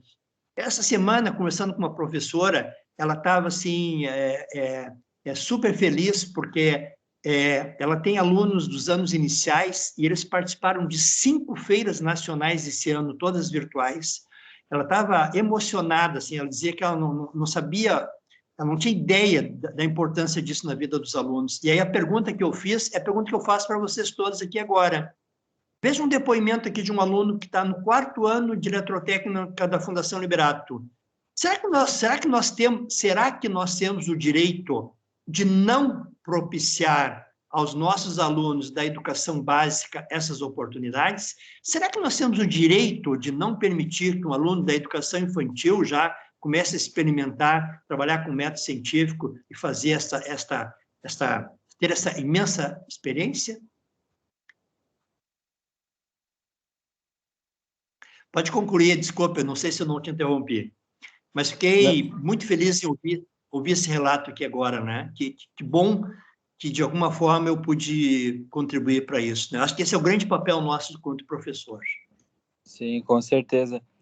Não, o que eu ia complementar na minha fala, depois dessa introdução mesmo, era uma pergunta para ti que está bem envolvido aí no cenário da pesquisa. Principalmente sempre me interessou mesmo a questão dos anos iniciais ali, que o que acontece?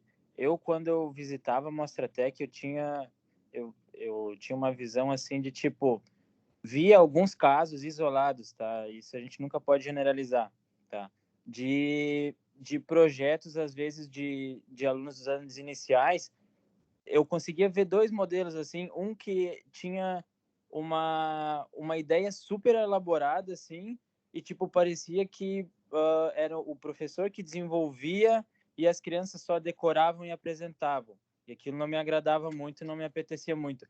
Em contrapartida, às vezes eu via um tema enxuto, um tema simples, mas que eu via que a criança se apropriava daquilo e explicava, e deu para ver que acompanhou passo a passo do projeto, desde lá da ideia inicial até todas as atividades que fez. Eu vi um das abelhas lá uma vez que eu me apaixonei assim, pelas crianças, pela forma como explicava, tipo, dava para ver quando a criança leu uma frase até decorar para apresentar, porque o professor mandou, ou que a criança realmente participou de forma ativa. Então, eu queria saber, professor, da tua visão, assim, se tu enxerga que, ao passar dos anos, foi migrando um pouco mais para essa questão da pesquisa ativa dos anos iniciais, ou se tu observa ainda alguns resquícios dessa lógica do professor, fazer todo o trabalho e o aluno só apresentar.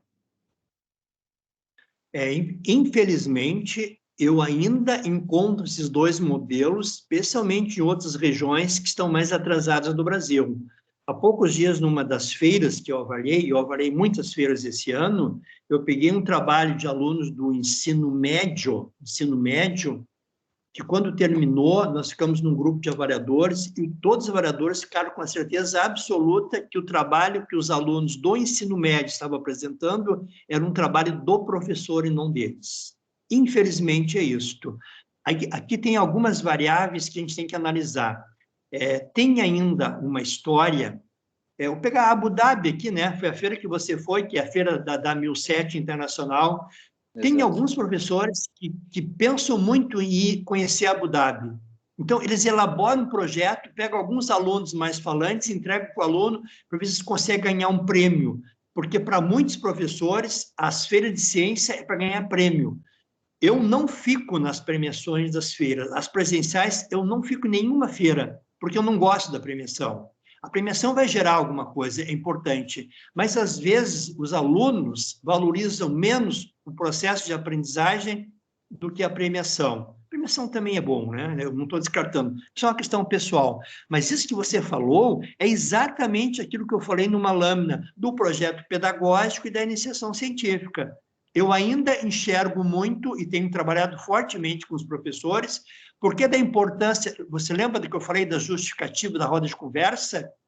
Faz a roda de conversa com os alunos, deixa eles perguntarem e aí valoriza isso que eles falaram. Eu não me lembro que ano agora, eu estava no município aqui do Rio Grande do Sul e eu fui visitar o município, passei pelo município ali e fui conversar com os professores e aí o tema era Páscoa. O programa de pesquisa era de onde vem o ovo de chocolate? Alunos dos primeiros anos do fundamental. E aí tinha um bom material, um belo material, e eu perguntei para o professor, eu sempre pergunto, e como é que foi a roda de conversa? O que os alunos disseram? Aí a professora disse assim, uma aluna disse que o ovo de chocolate é quando eu dou um Nescau para a galinha. Eu ri, ela riu, em todos os lugares que eu digo as pessoas riem, eu até já ouvi essa frase por aí também, e aí eu perguntei para ela, professora, e por que você não botou isso como uma das hipóteses? Daí ela disse assim, eu achei que, acho que era aluno no primeiro ou segundo ano, quando um professor, isso vale para vocês todos aqui, quando um professor, vale para mim também, óbvio, né? Quando um professor, ao conversar com alunos do ensino fundamental, primeiro e segundo ano, e um aluno diz que uma das hipóteses é que quando eu dou Nescau para a galinha, eu desconsidero essa hipótese dele e passo a botar a hipótese que eu acho, eu já julguei. O trabalho é dos alunos ou é meu? O trabalho passa a ser meu. O grande desafio nosso é valorizar o aluno. Mas aí tem uma questão, né, para concluir esse tema aqui, uma questão central, que é essa que eu estou conversando com vocês. E aqui, por favor, né, pelo amor de Deus, eu não estou aqui, eu nem acompanho o curso de graduação do Unicinos, então eu não posso avaliar isso, mas assim, normalmente, vocês acham que ao final do curso de graduação da matemática, ou qualquer graduação de qualquer uma das universidades, pegar uma das principais que é o Unicinos, vocês acham que vocês saem completamente preparados para orientar um projeto de pesquisa de alunos da educação básica?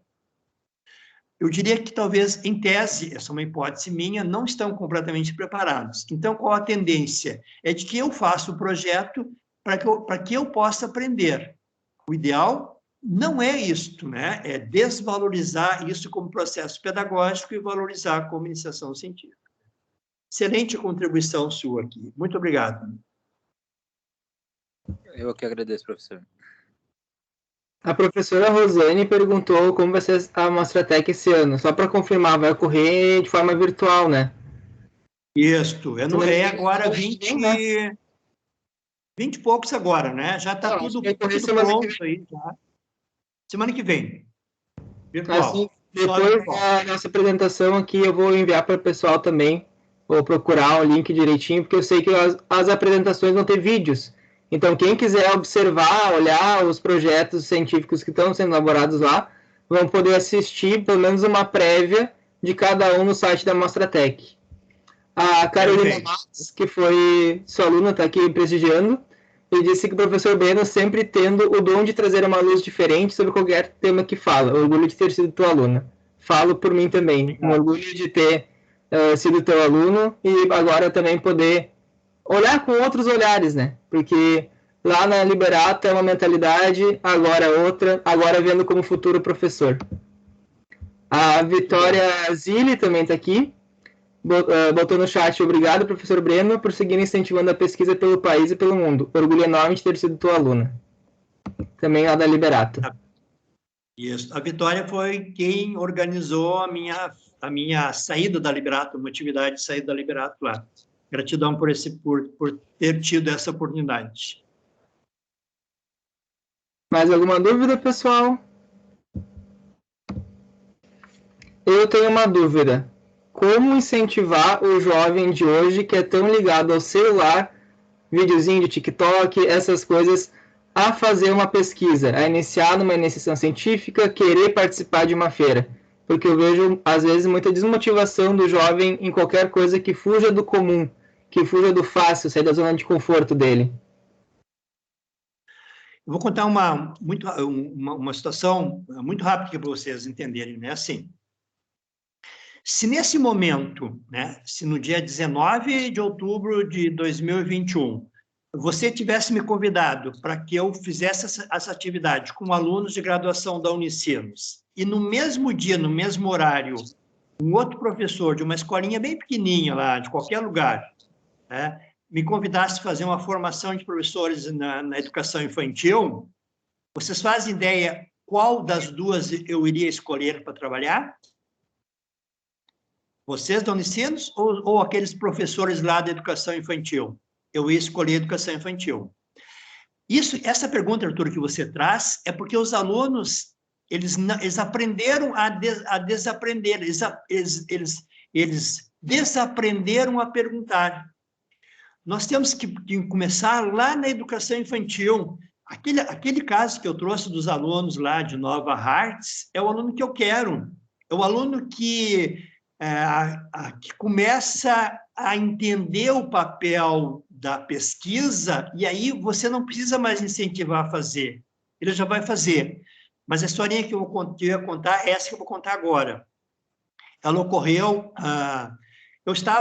nós, como estamos aposentados, né? Minha esposa, a Irene, normalmente me acompanha, nós estávamos em Capão da Canoa, acho que foi 2018 isso, ou 2019. E aí nós estávamos voltando para Montenegro e eu resolvi passar no município de Igrejinha para conversar lá com a secretária de Educação, e a reunião foi próximo do meio-dia. Então, quando terminou, em torno de meio-dia, para nós vir para casa, eu passei num supermercado que também tem almoço, nós passamos para almoçar, minha esposa e eu, e aí, durante a saída ali do supermercado, era o final do ano isto, a minha reunião era para preparar o ano seguinte. Uma aluna me abordou, começou a conversar comigo.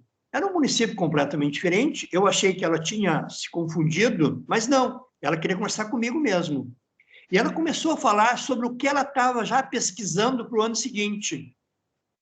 Eu não compreendi no início, aí chegou os pais, o casal de pais estava junto, é uma menina aí de anos iniciais, do fundamental também, e aí os pais me disseram que ela estava apaixonada pela iniciação científica. Ela tinha terminado aquele ano, tinha participado da Feira Municipal de Igrejinha, gostado tanto que ela, nas férias, ela já ia começar, ela já tinha acertado com algumas colegas, ela não sabia quem seria a professora do ano seguinte, eles já tinham preparado um caderno de campo, já tinham um grupo de pesquisa, e nas férias eles iam já começar a pesquisar sobre aquele tema. Quando começasse o ano letivo, eles já iam apresentar isso para a professora. Olha, Arthur, a tua pergunta e esse caso que eu estou trazendo. Olha a diferença disso, né? O que nós temos que fazer é começar a trabalhar com a investigação desde os primeiros anos, porque aí nós não precisamos, lá no final, ficar insistindo com eles para que eles façam pesquisa. Como eles desaprenderam a perguntar, eles não querem mais fazer pesquisa. Só começando na base, começando lá na educação infantil, que nós vamos mudar essa realidade. Quando eu pela Fundação Liberato ainda, eu coordenei a implantação da Mostratec Júnior, né? Coordenei com os municípios da região. Cada município que eu ia, eu dizia o seguinte, o prefeito, para o secretário, para a prefeita, para a secretária, eu dizia o seguinte, vocês querem implantar a metodologia de iniciação científica aqui no município? Vocês precisam de um tempo para a implantação, que nós chamamos de cultura institucional. Esse tempo é de 10 anos. 10 anos. A Mostratec Júnior, agora esse ano que está completando o 11º ano, a grande maioria dos municípios ainda não está com 10 anos de implantação. Então, esse processo ainda está lento, ainda está demorado. Mas a hora que nós implantarmos, a hora que a gente conseguir essa cultura, nós vamos mudar a realidade da educação. Eu acredito nisso, eu acredito na educação, eu acredito no meu país, não estou fazendo proselitismo aqui, mas eu acho que, talvez por isso vocês entendam, né? Por que eu faço todo o trabalho voluntário? Porque eu acredito que se nós não fizermos isto, nós não vamos ter as mudanças que nós queremos. Nós vamos conseguir isto a partir de uma proposta de educação diferente. Obrigado, professor. A Carolina Max ainda colocou para nós ali que parece que poderia ser feito iniciar a ressignificação de pergunta, trazer forte a ideia de que não tem pergunta idiota, entre aspas. Exatamente. Perfeito, perfeito. Não, e tem uma outra frase que é do Paulo Freire, não existe probleminha, né? Não existe pergunta pequena e pergunta grande, existe pergunta. A mesma pergunta que você faz, Arthur, pode ter pouca importância para mim, mas tem toda a importância para você. Então, ressignificar o papel da pergunta na sala de aula, estimular o aluno a fazer uma boa pergunta. A base da educação, lá de Alexandre o Grande, qual era a grande questão de Alexandre o Grande, talvez o grande pensador da educação da história contemporânea da humanidade? não é a resposta. Ele dizia, né? O mais importante é uma boa pergunta. Uma boa pergunta é mais importante que a resposta. A resposta, às vezes, é senso comum.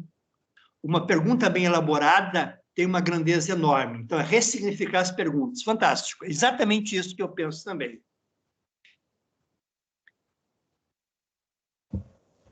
A Mara ainda colocou ali, estimular o aluno a estranhar. Isto, Rubem Alves diz, né? Estranhamento, acho que é o termo que ele usa, né? Acho que é exatamente isso mesmo, né? Não aceitar a resposta pronta, né? O ideal seria que toda vez que eu trabalhasse com uma sala de aula, o aluno perguntasse, né? Por quê, para quê, como, quando, exatamente isso, né? Que aí é que forma um modelo mental, é aí que faz com que o sujeito pense, né? É aquela sinapse que a gente está conversando aqui, e aí, pá, como é que eu não lembrei? Como é que eu nunca pensei nisso, né? Quando a gente está num evento, numa feira de ciência, eu faço isso com alguma frequência. O aluno me apresenta uma proposta e eu penso assim, putz, como é que eu nunca pensei nisto? Não é no ambiente do cotidiano que eu sou instigado, é fora desse ambiente. E a iniciação científica dá essas características, essas qualidades. Está fechando o horário, sim, mas eu vou citar aqui o caso agora, dos últimos dias, não vou citar o município por uma questão ética. Um município aqui do Rio Grande do Sul, alunos de uma escola, eles participaram de uma feira nacional, não me lembro agora qual a feira, são muitos que eu ajudo aproximadamente 20 feiras. Depois, quem tiver interesse, eu tenho credenciais para quase todas as feiras do Brasil. Eu só não tenho Mostratec, Febrace, porque tem processos próprios, né? Eu não tenho feira. Mas, por exemplo, vocês estão em sala de aula nesse momento, alguns querem desenvolver em 2021 um projeto, querem ir para Fortaleza apresentar na 1007, querem ir para Recife, na Expo 7, querem ir para Minas Gerais, na FEBIC, querem ir para a região do café, no Rio de Janeiro, converse comigo que eu dou credenciais para vocês. Eu avalio o projeto, inicialmente dou credencial. Mas aí, a professora me fez esse relato, ela mandou lá, as alunas participaram de uma feira e ganharam um prêmio, ganharam o segundo lugar na feira.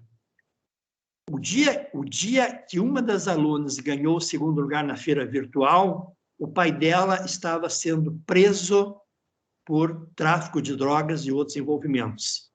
E aí, ela disse para a professora depois que a dor da prisão do pai tinha sido amenizada em função da pesquisa, dessa oportunidade que ela tinha. Eu duvido que algum de nós possa avaliar o significado disso para ela, eu duvido, né?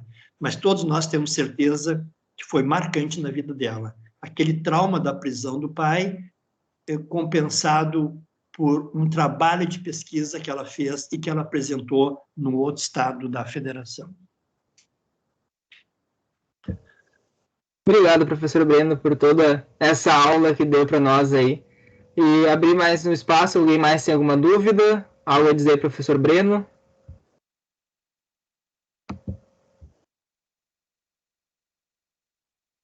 Chegamos ao fim, então, da nossa palestra. Muito obrigado, Breno, em nome da SAEP.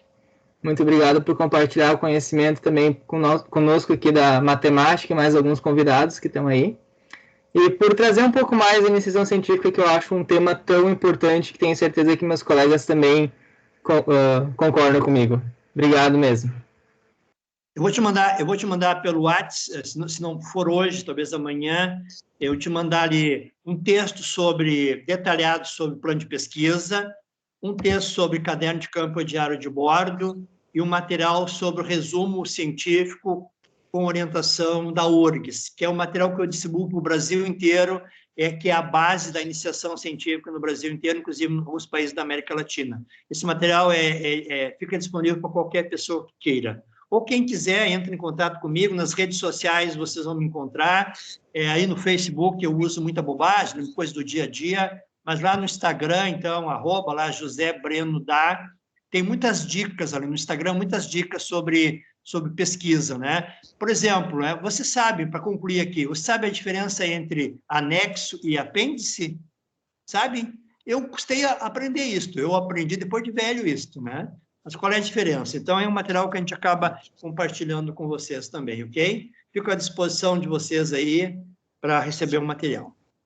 Obrigado, Arthur. Gratidão por esse momento, por essa oportunidade de rever vocês todos aí. Eu que agradeço Sucesso. por ter topado aí, por toda a parceria. Abração. Outros.